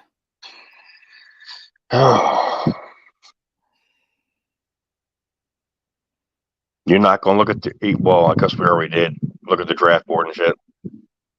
Say again? We looked at the draft board already, so I can pull it up again if you want to relook at it. Don't need to, because if it all comes down to this, we're both 9-8 here. Or 9 and what? Yeah, this is a playoff game. Yeah, like this is 2020 all over again, or was it 2021? We had to beat the Chargers. 5, 6. Yeah. It's at home. I will take our team against them for a playoff spot. It's a W. All right. So there we go. Week 18. All right. We're going to tally up our wins, losses. Let's see what we got. I just added mine up. So I'm going to add Ryan's up. Let's see where he's at. 1, 2, 4, 5, 6, 7, 8, 9, 10. It's pretty funny. So we both had, different wins and losses for certain games, different mindsets of why one of us might win or lose that game. And we both ended up with a 10-7 record. Are you kidding me? No, we both ended up with a 10-7 record. And I don't know. Part of me feels like I may have homered it too much, but part of me is just I'm going to blow this up a little bit here. I'll be honest. The only game I think we homered was Christmas Day. What's that? I think the only game we did that on was Christmas Day. Yeah. I mean, you look at the rest of the schedule, dude. I mean, all right, Raider Nation, I'm putting in the chat, but 10-7, what do you guys think? You guys think that's too homer-ish, or you think that's realistic? Do you guys think the Raiders could go 10-7 with this schedule with 5 primetime games and potentially a 6th primetime game if we don't get flexed out, but playing on Christmas Day? What record do you guys have the Raiders at?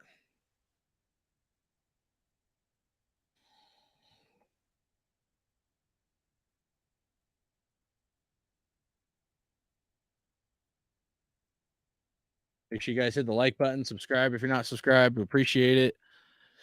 Sorry, I'm trying to type this up. I type slow.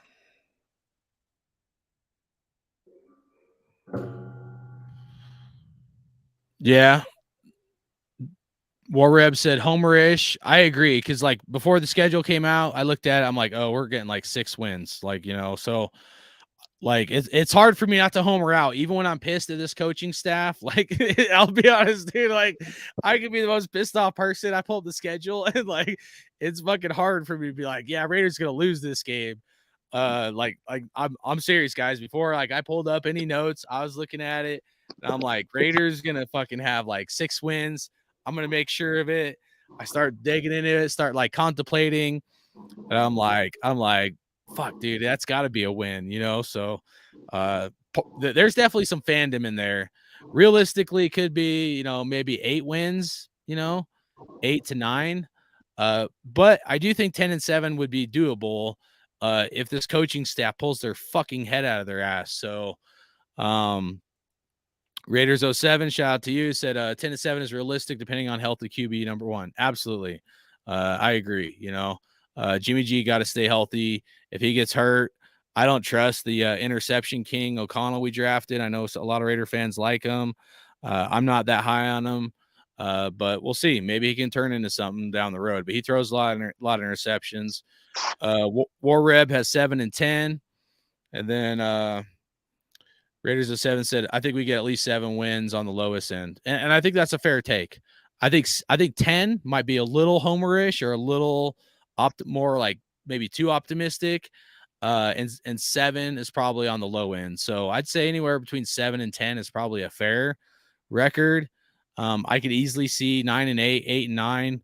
I mean, there's some teams I picked us winning that I could also see us losing, But Ryan, what's your take on kind of what some of these other guys are saying and what you're kind of thinking if you try to look at it from a broad view and after we kind of went over everything?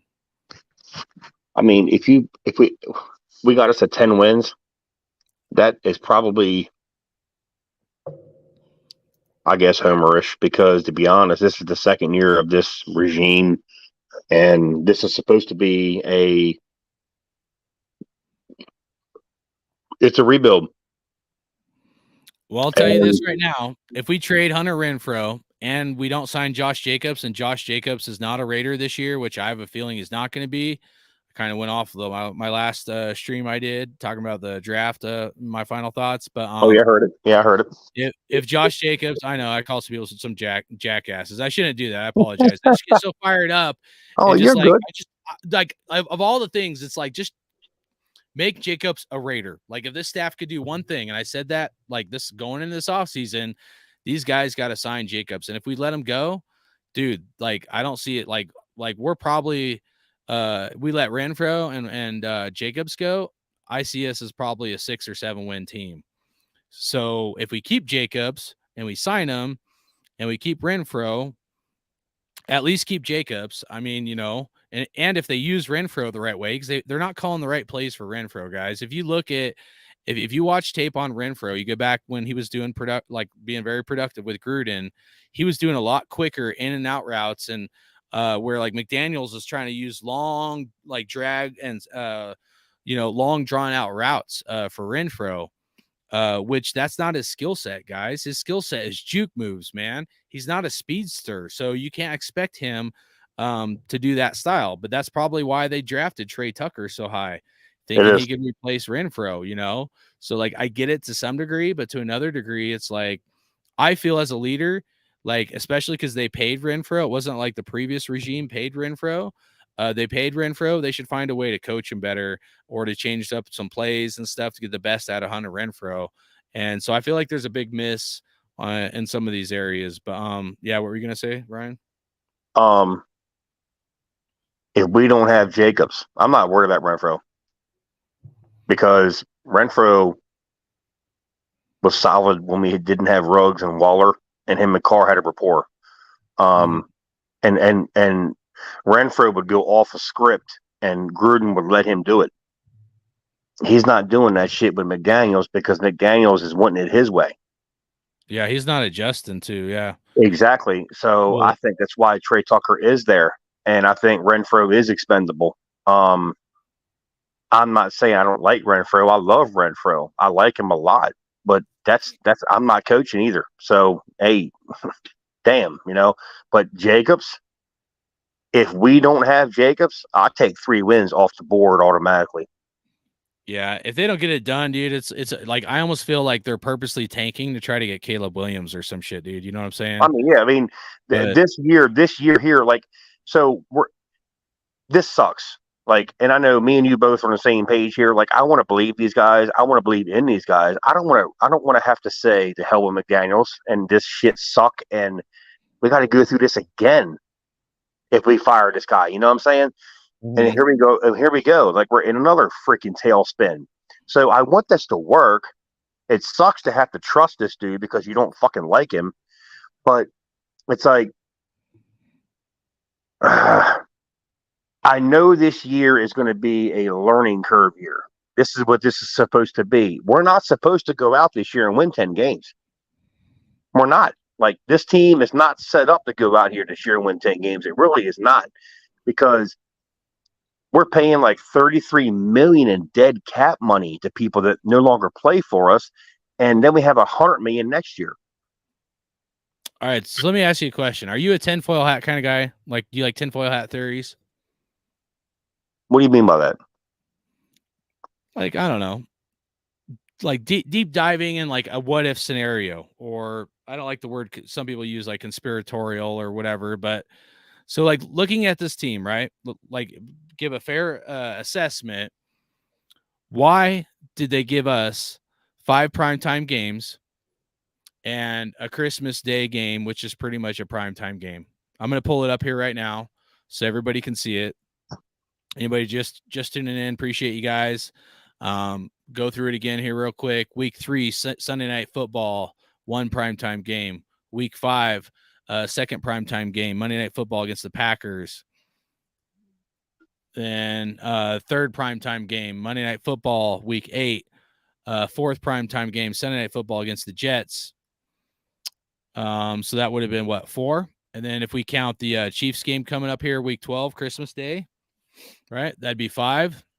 And then 6 primetime game against the Chargers, Thursday Night Football. Does anybody, like, let's be honest, dude, right? We're all Raider fans, hopefully, in here. Does anybody think that we've earned, as a 6-win team, that we've earned 5 to potentially 6 primetime game spots? Like, from what we've done in the offseason, what we've done in the draft, free agency, do we look like a 5 prime? At least we'll just say 5. Say if we don't count the Christmas Eve game, right? Do we look like a team that deserves 5 primetime games? Like, seriously. And I'm not trying to hate on the Raiders. Don't get me wrong. I'm just saying, like, and don't fucking homer out, I mean, do what you do. I mean, to each his own, whatever. But, like, does anybody really think we're really a 5 primetime game team coming up on this season? No. So my tinfoil hat theory is why. My question would be, why would the NFL do this to us? Because this is something that we're not used to, Raider Nation. Let's be honest. 5 primetime games. I know they screwed us last year, but, like, does anybody really think we deserve 5 primetime games? But if I may, can I say something? Yeah, absolutely. Yeah. Speak your mind. Last year, like I said, my best friend's a Vikings fan. And his team won the games that we lost. Like, right. I mean, really? Like, if Hunter Renfro didn't fumble that ball, we beat Arizona. Yeah. A play here or there, we beat Tennessee. A play here or there, we beat Jacksonville. Like, we could have easily been a 10-win team. Well, and right. I agree. You know what I'm saying? So, and we are the Raiders.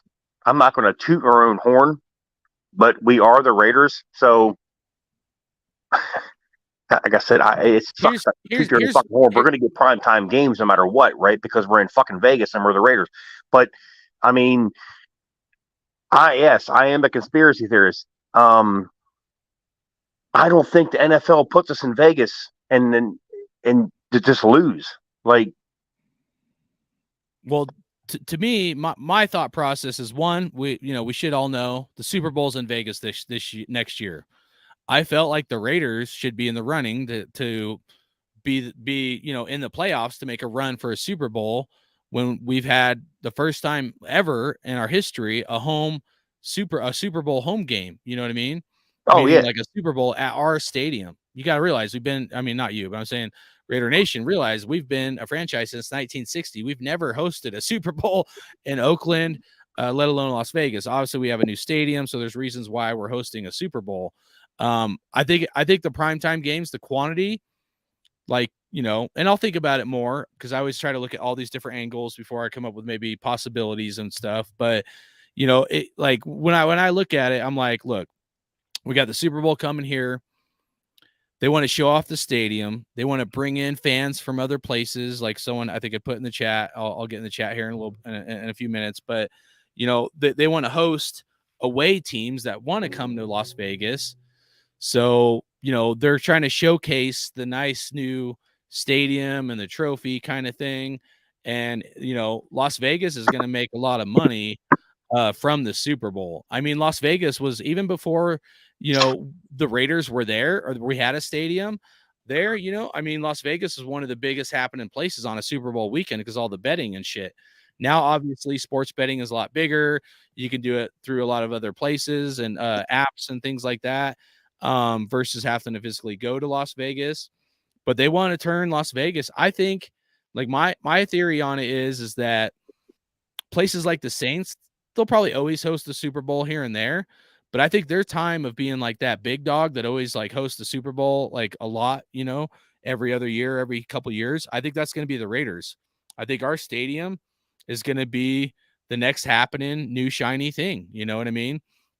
And I think looking at these primetime games, I think the NFL is going to favor the Raiders this year. I don't see it any other way, guys. I don't.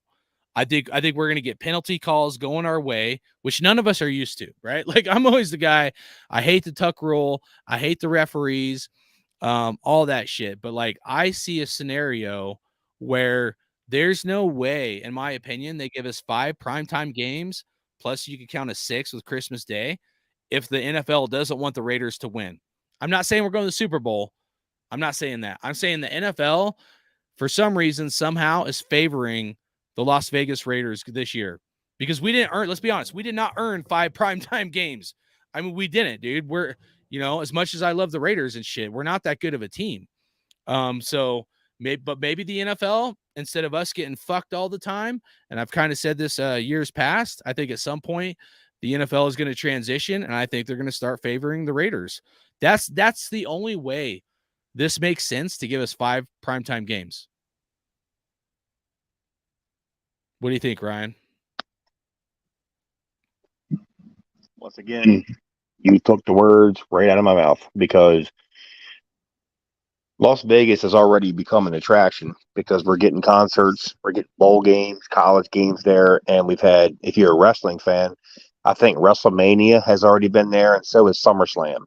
So Las F1 Vegas, racing? Yeah, I think you said that, but yeah. yeah, I mean, that stadium is already cashing in big time. And now you get the Super Bowl, right? Last year, I would have thought we were on track to play in that bitch because of having Devontae and all these guys. And It's like, we're going 12-win team. We could be in there playing for a Super Bowl next year like Tampa Bay was. Yeah. Well, hey, let's be real, right? I know we're Raider fans, so it's hard for us not to hate on the Chiefs. But if anybody saw the Super Bowl as well as the championship game, and I think there was even a playoff game before that happened where the referees definitely favored the Chiefs. I mean, talk about a game not being called fairly.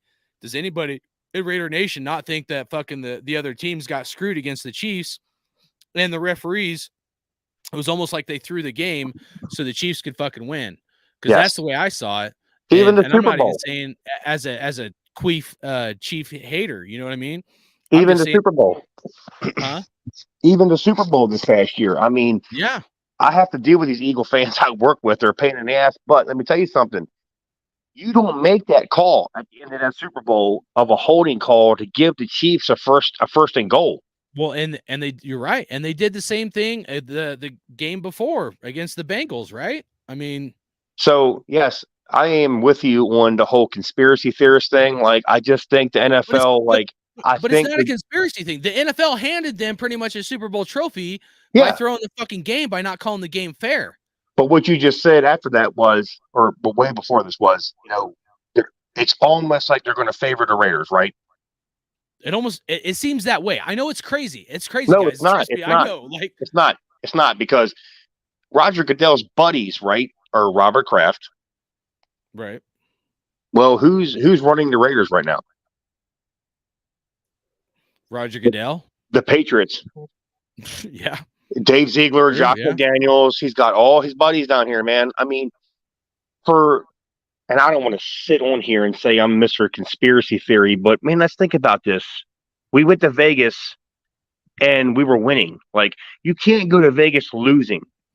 John Gruden took us to Vegas on the right track and we were winning. Like, we weren't sucking anymore. Yeah. Commie Goodell, right? I mean, like, they canceled cancel culture John Gruden. What was our record going into that Bears game? 3-1. Yeah, 3-1. And we were on the right track. Like, John Gruden had us on the right track. Now, I'm not defending that dude and what he did. Like, and whatever happened, man. But damn, like, he had us on the right track. So let's get rid of Gruden. Get him the hell out of here. Well, the sports betting sure didn't have us at 3-1, I bet. And it's like, okay, well, who can we get in there? You know what? Let's just put the fucking Patriot guys in there. Kind of seems that way, doesn't it? Doesn't it, dude? Like, and I hate to be that guy that sounds like this, but damn, like, I have believed that. I have believed that since the second Gruden was adios. It's like, wait a minute, dude. As soon as he got us right, this happens. Well, Gruden stood up to the NFL. Like, before that shit happened, he was calling them out about COVID and mask wearing, because they were all over Gruden's ass about being too close or not wearing a mask. And, and Gruden would be like, I don't know what's going on with the referees and the penalties. And so Gruden was like anti-NFL. Gruden was like Al Davis, almost to some degree, because he brought the Raiders back. Yeah, he was like, fuck you, NFL. And the NFL, I think you're right. I don't think the NFL wanted Gruden to take us to a Super Bowl and to be that guy, because he's not part of their little fucking, buddy system, And if that shit had to come out about him that week, we would have beat Chicago. Like, we lost to Chicago, and then the next day he resigned. And I'll go as far as to say the shit that happened with Henry Ruggs probably never happens. Yes. Absolutely 100%. Because, I looked at the schedule that year. We had the Ravens on Monday night, then at Pittsburgh, then Miami. And I was like, oh my God, like, how could you give us that schedule? We went 3-0. Mm-hmm. Yeah. And then that shit happened with Gruden. And I'm like, conspiracy much? I mean, really? Like, this dude took us there, had us, a friend of mine at work said the Raiders can't go to Vegas losing. And I said, you know what? You're right. We left Oakland. We had a chance to make the playoffs that last year in Oakland. We choked against Jacksonville that last game in that stadium, and it sucked. I never went there, but I bet the people, it just sucked. But we didn't go to Vegas as a 4-13 team. Right. We went to Vegas. On the verge of winning. Yeah. And damn, we go 3-0, now 3-1, and Gruden's adios. That's crazy. And now we have all these Patriot guys running our team, and that's Goodell's buddies, and we're in Vegas making money. It's like, all right, conspiracy's taking over. I can't put my finger on exactly. All I know is something smells fishy, and something don't add up. Something definitely don't seem right. And they gift us, after they took 2 primetime games away last year, I believe it was. They took 2 away. They're going to gift us with 5 primetime games with a potential 6th. I mean, dude, it's like, I don't have words for it. I don't want to go cuss on here, going off, but I'm just saying, like, I'm happy to some degree, but to what, who was it that said it? It's all, War Reb. And I love War Reb, dude. He's a real dude. And I appreciate anybody that's going to be real. He says, still be shit. And we could be, but dude, there's a lot of games that we've lost. You know how many times I remember a kick return, a 3rd and 10, 3rd and 15, or, we get a first down, gets called back, and then it's like a 3rd and 20 or a run back. Anybody that's been a Raider fan for the last like 20 plus years, we should know that we've gotten fucked a lot of times to throw the game the other way, where calls have gone against the Raiders, to the point where, I mean, who was it? Someone did a study. I forget who it was. Someone did a study, and like there was definitely favoritism where the Raiders were getting fucked by referee calling. But I'm saying the NFL, there's no way they make this move. Yeah, we could consider away teams, and they're going to make money from the away teams and the Super Bowl this year. So maybe even if we are shitty, they just want to showcase the stadium. But I think there's more to it than that. I think they're going to favor the Raiders this year, and I think there's no way if they don't anticipate on favoring the Raiders instead of fucking us over, and maybe I'm wrong, but if they don't thinking about favoring the Raiders, there's no way they're going to give us 5 primetime games. We're not a 5 primetime game team, dude. I'm sorry, we're not. Even all the acquisitions they've done and everything they've done, we're not worthy of getting 5 primetime games. And that hurts me to say because I want to be a 5 primetime game. I've always wanted primetime games, I mean, you're talking to someone that's bitched and moaned when we had 1 or 2 primetime games. I just hope we can hold all 5. But like, there's something definitely fishy with this. That like there's something more that meets the eye. Maybe it's just the Super Bowl in Vegas. I'm looking too much into it. But when I look at it from a broad view, there's no way that we should have been gifted 5 primetime games this year.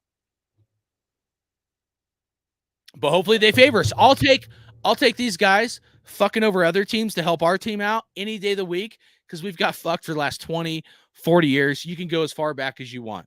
Fuck, you can go back past 40 years, immaculate deception. I mean, over and over again. So, there you go. Christmas Eve last year, we lost that game to the Steelers, didn't we? Yeah. I mean, they just had to have that game on Christmas Eve. Derek Carr's last pass was picked off. Like, what a poetic justice. Yeah. Like, that was poetic. I remember slamming. I was so pissed. Like, really? Like, that was the anniversary of the Immaculate Reception in Pittsburgh, and Derek's last pass was wide open to Renfro, picked off. Mm-hmm. And I'm like, you know what, dude? This shit, and we dominated them that game. Mm-hmm. That score was never that close. We kicked their ass the first half of that game. And I'm just like, man, there's a lot of this shit that just seems so set up.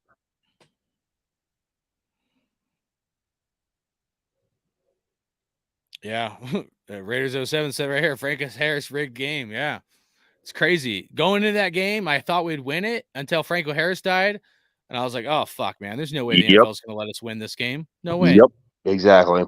Especially as much as they pumped it up. I mean, and like, you know what? Rest in peace. Like, I don't mean it, to be like a jerk or anything or inconsiderate. I mean, I like the rivalry, all that stuff, but sometimes you can just smell it. You're like, yeah, there's no way we're winning this game. They're not going to let us have this one, kind of thing. But what's crazy is like Ken Stabler died, right? And we play our first home game that year and get smoked by Cincinnati. Like, a lot of people don't remember that. Like, in 2015, when Snake died, Jack Del Rio's first game as a Raider coach, we got smoked by Cincinnati. So it's like, well, how come that shit don't happen for us? Didn't we? What was the next game? The Saints game where we Ravens. Actually, it was the Ravens. Actually, it was the second game of the year, and Derek Carr went off. I think he threw for like 480. Yeah. Fuck, he did good that year. 2016. Yeah. But it's like, there's a lot of conspiracy to me, and we're Raider fans, man. I mean, I have a conspiracy theory to heart against our team. Like, I believe in the whole 3-window thing, like Raider Dave said in the 2000s, like 2000, 2001, 2002. We had a window right there and got screwed out of it. Yeah, I believe that too. I mean, from the Tuck game, I mean, that's what kicked it all off, bro. I mean, even Saragusa sacking Rich Gannon, taking Rich Gannon out of the was it? I think it was the AFC Championship game or that was a penalty. Never got called. Yeah. I mean, it's just But yeah, I'm like you. 5 primetime games, that's a lot. Like, I don't remember us ever getting that many. Like, I know we had a lot in LA Mm, because we were like the kings of primetime, yeah, but that is kind of man. crazy. I mean, And they can take them away, oh but yeah, they can oh also yeah. give them to us too if they call some some penalties our way. And the It weird could thing happen. is, A like, penalty, as we know from the Tuck game and many other games, 1 or 2 or 3 or 5 penalties could completely go the other way. Remember, we almost beat the Chiefs, dude. We were fucking kicking their ass last year, right? oh yeah, And then the Chiefs fans got real pissed because they thought it was like a bad penalty or whatever. So what did the referees do coming out of halftime? And I could feel it. I knew it. I was like, oh, these yep, refs, they're yep. gonna make up for because like the fans are pissed off and shit. So then the refs start throwing flags to the fucking Raiders. And I knew they were gonna fucking do that. The refs pretty much changed the momentum and the whole tide of the game, and the Chiefs win the fucking game. And that could have been the change of the season for us. Absolutely, yeah. All the sports bettors had us at what was it, like 6 or no 7 or 8 wins or something? I mean, there was people on ESPN that had us winning that game, and I was like, "What the hell? Why would they have us winning that game? We're 1-4." I don't know. It's crazy when I think about it. That was crazy, yeah. But Yeah. yeah, Well, man. I'm I mean, definitely gonna 5 primetime, digest and this. then Go ahead, sorry. what gets me is we have odd ass primetime games this year. Like, I get the Steelers and the Jets because those are old school rivalries, Mhm. but we have primetime games against the Packers and Lions. That's weird. The Lions are coming up though. Dude, mark my words. I don't think I said this earlier. I meant to, but especially with Hendon Hooker. So my theory is Hendon Hooker will start towards the end of the year or next year at the worst. Depending on when he comes in, he's going to have a little bit of transitional period, but he's older. It's not going to take him long to get hot and on fire. And the Lions will be in a Super Bowl in the next 3 to 5 years. Mark my word. They might even win a Super Bowl in the next 3 to 5 years. The Lions have a good coach. They've drafted really well, not just this year, but years past. The Lions are on the come up, and if they don't fuck up, if they keep the same coach they have, they're going to be like you. I think you said it earlier. They're going to take that division, and I agree with that. They are especially with that running back they got. They're going to be a stud team. Yeah, I think they'll win that division this year. I mean, not easily, but if they can build upon the momentum they had last year, I root for them to win that division. It's crazy. Like, Jared Goff, I think he's the same age as Hendon Hooker. Like, I liked him too, Hendon Hooker. Yeah. That was weird when they picked him because I was like, damn, Jared Goff hasn't played bad at all for you guys. But hey, man, I mean, if you think you got your guy, get him, right? Well, I was almost like, did the NFL hand Hendon Hooker to the Lions? Because the Lions need a super stud franchise quarterback to get the fans hyped up and bring them in the playoffs. It almost seemed like that. I don't know. I thought about that afterwards, Maybe. talking about tinfoil hat shit. I'm like, because we were live on here, bro. We're like, how is fucking Hendon Hooker still available, dude? Yes. We're like, dude, we're like crazy. They're like, this is crazy. There's no way he should have lasted that long. No way. I don't care about the age, ACL. I get all that stuff. I'm just saying, dude, NFL teams handed a franchise quarterback who I think will be, dude, like we look back 2-3 years from now, 3-4 years from now, watch Hendon Hooker be the best quarterback that came out of this draft. Mark my words. Oh, 100%. 100%. Hendon Hooker end up being like, people look back and it's going to be like how people look back right now. We're like, I'm not saying Jalen Hurts is the best quarterback out of that draft because there were some studs that came out of that, like Burrow and Herbert or whatever, but he's up there with them, and I bet CJ Stroud and, Hendon Hooker end up being the next studs in the NFL, dude. You know what I mean? I think Bryce Young is going to be a bust, and I bet you Anthony Richardson ends up being pretty good too, but I bet you Hendon Hooker has an edge over, most of those guys and maybe neck and neck with CJ Stroud. I think it was crazy. Like, I saw Ryan Wilson. I don't know who the hell that is, but I got him on Instagram. He had the way too early draft picks for next year, and he had Houston #1 taking Caleb Williams, and I'm like, what? They just took CJ Stroud, and #3 he had Drake May to Washington, and he had us taking JJ McCarthy at 15 from Michigan. And I'm like, oh shit, Hmm. I take that. But CJ Stroud is not going to be that horrible for the Houston Texans to pick number one. Mhm. Like, I don't understand these guys. Like, these analysts, I just don't understand them. We got to remember there's a changing of the guard, guys. All the Peyton Mannings and the Tom Brady's that made the NFL a shit ton of money that people have been hyped up about, sold jerseys, were good quarterbacks. Don't get me wrong, they were studs, but those days are over. The NFL needs their new money makers, the Mahomes. That's why they're going to Yes. favor Mahomes. They need other guys, maybe Lamar Jackson. The guys that they're paying big contracts to, they're going to prop them guys up. So, And a lot of people said, like, I heard a lot of insiders, like, for the Raiders say that, like, the NFL, like, you just said it, the NFL likes their guys here and there. And the one thing that they say held the Raiders back for years was Derek Carr. Like, it was almost like they didn't just like Derek Carr as a Raiders quarterback. And it's like, okay, well, what the fuck? Like, wow, how? Like, what do you mean? Like, it matters who your quarterback is? yeah, kind of funny, huh? Well, And I because heard some of that. the Like, other I don't know guys who wrote that. Like, I don't know who wrote it, but they were like, oh, they weren't, like, the NFL just didn't love Derek Carr. And it's like, what? What do you mean? well, as a Derek Carr critic, right? Him throwing interceptions and shit.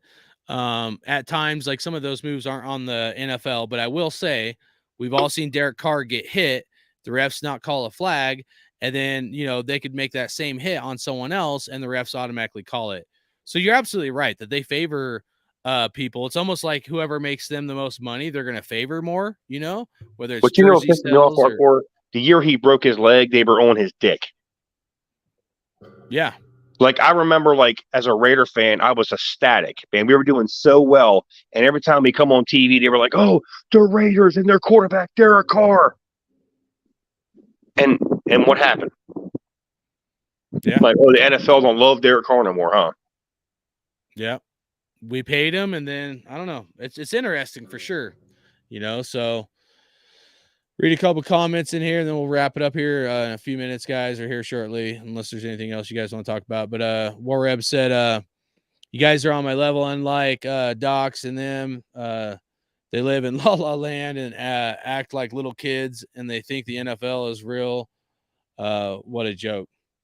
Hey, dude, all I can say, man, is I always try to be real with people. I'm an emotional fan. Always love the Raiders, but you know, I ain't gonna say nothing bad. I try to say bad stuff about other people, even if like I don't agree with some of that shit and whatnot. But I'll just leave it at that. Like, to each his own, man. I mean, they be them, I'll be me, and just leave it at that. So, 100%. yeah. So, and then he said, I don't like the way Jalen Hurts throws, not accurate on long ball. The NFL needs QBs in the NFC to be stars to compete with the AFC. That's why Hurts looks good. I don't know, man. I mean, I'm not saying I don't know. I'm not going to say you're wrong necessarily, bro, but I'll say this. Like, I've seen Jalen Hurts throw some crazy ass balls, man. Like, gonna get sacked. He's like flying backwards, throws it, and it's like, dude, it was a great throw. So I know some people say like, yeah, he's not got that great of an arm and shit like that, but you know, he can sling it though too, dude. I've seen him sling the ball. I like Jalen Hurts. I think that dude's. I wanted him to be a Raider. I think he's a stud, man. And he just led a team to a Super Bowl. So, Raphael, what up, man? Hopefully you're doing good. He said, yeah, gonna be tough. Oh, he said, great show. Sorry about that. Wasn't feeling good today. No, all good, man. All good. So, yeah, any final thoughts, Ryan? We had a chance. We broke down the schedule best we could. We looked at free agents, for these free agent signings for these other teams, as well as kind of broke down some of the draft for some of these other teams we play. Some of these teams I felt like had pretty good drafts. Others were kind of mediocre, but I don't know. Any final thoughts, especially on our division? You want to close it out with any final division thoughts, just like big picture?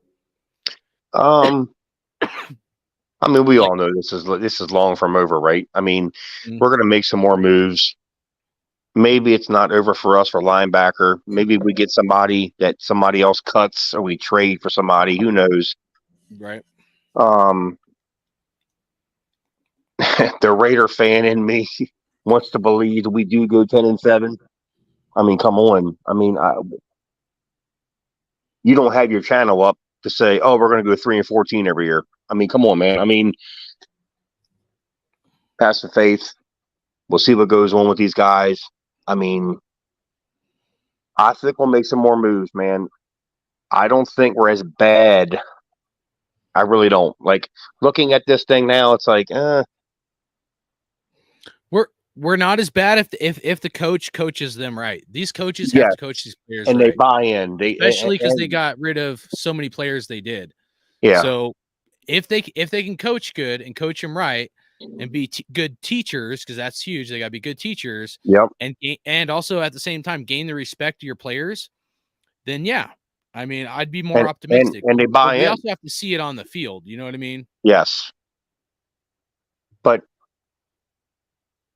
I think we'll be fine, man. I don't think this team is terrible. I don't. I hope not. I'm tired of losing, bro. Like another 6-win season. Oh God. I think you'll see a lot of fight in this team this year, man. I don't think we're going to see 20-point blow, like us blowing 20-point leads.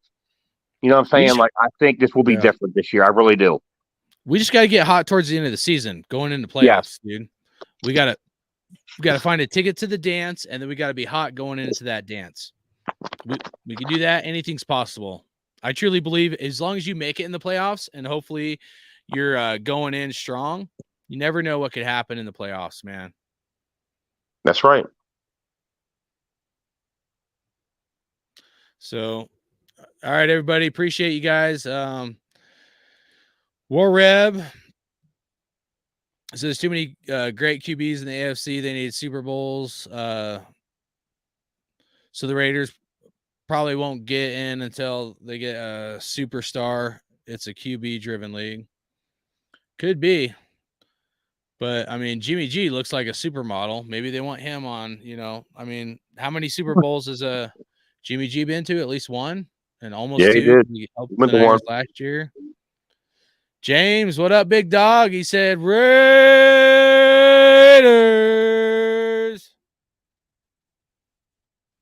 And I'm gonna tell you what, dude. In closing, I know we all make fun of Jimmy G, but you know what, dude? He might have had a good defense in San Francisco, but twice he went to Lambeau and eliminated Aaron Rodgers. True. Yeah. So the dude knows how to play in the cold. He knows how to go somewhere and get the job done, man. If we just have a competent defense and a running game, Jimmy G can get us to where we got to go, man. I'm gonna try to be more optimistic, guys. I will. It's just been a tough offseason, tough year, It man. has. But you got to keep the faith, man. I'm gonna try, but I'm tired of getting hoodwinked too. So I don't know. And I'm Yeah. always gonna be real. I mean, you're right, but they did take a playoff team and they destroyed it. You know what I mean? They did. And that's on them. You know what I mean? They got to wear that hat, not me. That's on them. So, but I'll leave it at that. We'll see what they do. They got to bring it to the table, bro. No more excuses. Oh yeah. Excuses are done. And I'm not saying by you. I'm saying by this coaching staff. Oh, absolutely. You know what I mean? So, you know what, the hardcore. You know what? They don't take this job if we're the Cardinals. I mean, to me, if it's me and you're Ziegler and I'm McDaniels, and we're looking at like, hey man, where can we go coach at? Where can we go do our thing at? Well, damn, the Raiders have Carr, Jacobs, Waller, Renfro, Max Crosby. Man, let's go there. We don't got to do shit, right? yeah. And now you've destroyed half of it because you misread the roster. Yeah. And they gave all those guys contracts except for Jacobs. But Yep. So, hey, man, you're right. It's on them, dude. if Renfro ends up being gone after June 1st, you realize like almost all the people they gave contracts to, they got rid of except for Crosby. And they're all on offense except for Crosby. So, That's another thing. They're all on offense except for Max. Yep. Gruden guys. Yep. But the thing is, if they were going to get rid of him, they should have never gave him contracts. You know what I'm saying? I agree. Unless there was some kind of easy way out, I don't understand the contracts. I don't. That's why I keep thinking to myself, okay, maybe there was an easy way out of them. I don't know. Like, they're trying to get draft picks out of it. That's why I said in one of my last videos, I think their plan the entire time was to, was to go ahead and pay these guys, and their plan was never to keep them. Their plan was always to get rid of them to try to get draft picks. Yeah. I don't think Renfro goes because I think he was paid a roster bonus. Yeah. I think his roster bonus kicked in like 3 weeks ago. So they cut him after June 1st. It's less of a cap hit. They can split it in 2 different segments. I pulled it up. Maybe I'll go over it in another video. We'll look at it a little more. Yeah, but I'm like you. The second they drafted Trey Tucker, I think that was the knife for him. Yeah, shout out to War Rabbit. Says stay negative and we probably win. I love it, dude. And then he's like, the problem is too much positivity from Raider Nation. It does seem that way. If we're all negative, we would have a different outcome. I like it, dude, because I'm like, dude, like, you know what? Like, that's fucking real, dude. So shout out to War Rabbit. That's what I'm saying, man. Dude, we've been positive, thinking fucking we're going 17-0. We're going playoffs every year for the last 20 years. And we've fucking sucked almost every year, except for maybe 2. So, like, you know what? Maybe you're right. Maybe if the NFL sees a bunch of pissed off Raider fans, they'll be like, oh, shit, we better fucking make sure they go to the playoffs this year. We're all such diehard Raider fans. They're like, you know what? We're going to make money off the Raiders no matter what their record is. We need to help this other team out, call the games their way, help this other team out. And, Raider fans are so fucking stupid being positive. We're going to make, X amount of dollars off them anyways.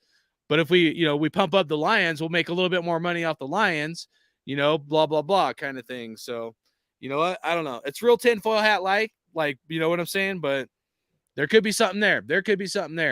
Because it does seem when you have enough fucking irate fucking fans, like good things fucking happen to your team. Like Eagle fans, you know what I mean? They don't accept this mediocrity fucking bullshit. Raider Nation will accept mediocrity bullshit, but we're so diehard, we still love our team, but we won't criticize them enough. But once you start criticizing them, you know what I mean? So crazy shit. But yeah, let's wrap it up there, man, dude. I'd like to keep Renfro as well, dude. I don't want to get rid of him. But if they do, you'll know their reactions, man. You'll know, like I said, the other day, you'll know by their fruit. You'll know exactly what their intentions are from this coaching staff. But yeah, I appreciate everybody, in the chat. Ryan Miller, dude, thanks a lot for coming on. Absolutely. We both had him at 10-7. I don't know. I'll have to go back and relook at it and see if I'm like too high on my silver and black blood, kind of thing. But yeah, it would be awesome if we did a 10-7, made the playoffs. That's for sure. So, well, hey, we'll revisit that thing before week 1. All right. Nice little refresher. See if our opinions have changed and where this team's at. I like it. And then midway through the season, we'll see how wrong or right we were. All right, partner. Take it easy, man. You too, buddy. Talk to you later. Thanks for coming in here. Everybody in the chat. Appreciate you guys. I'm Hardcore Raider. Ryan Miller, thank you. And as always, there's only one nation. That's Raider Nation. Hardcore Raider out.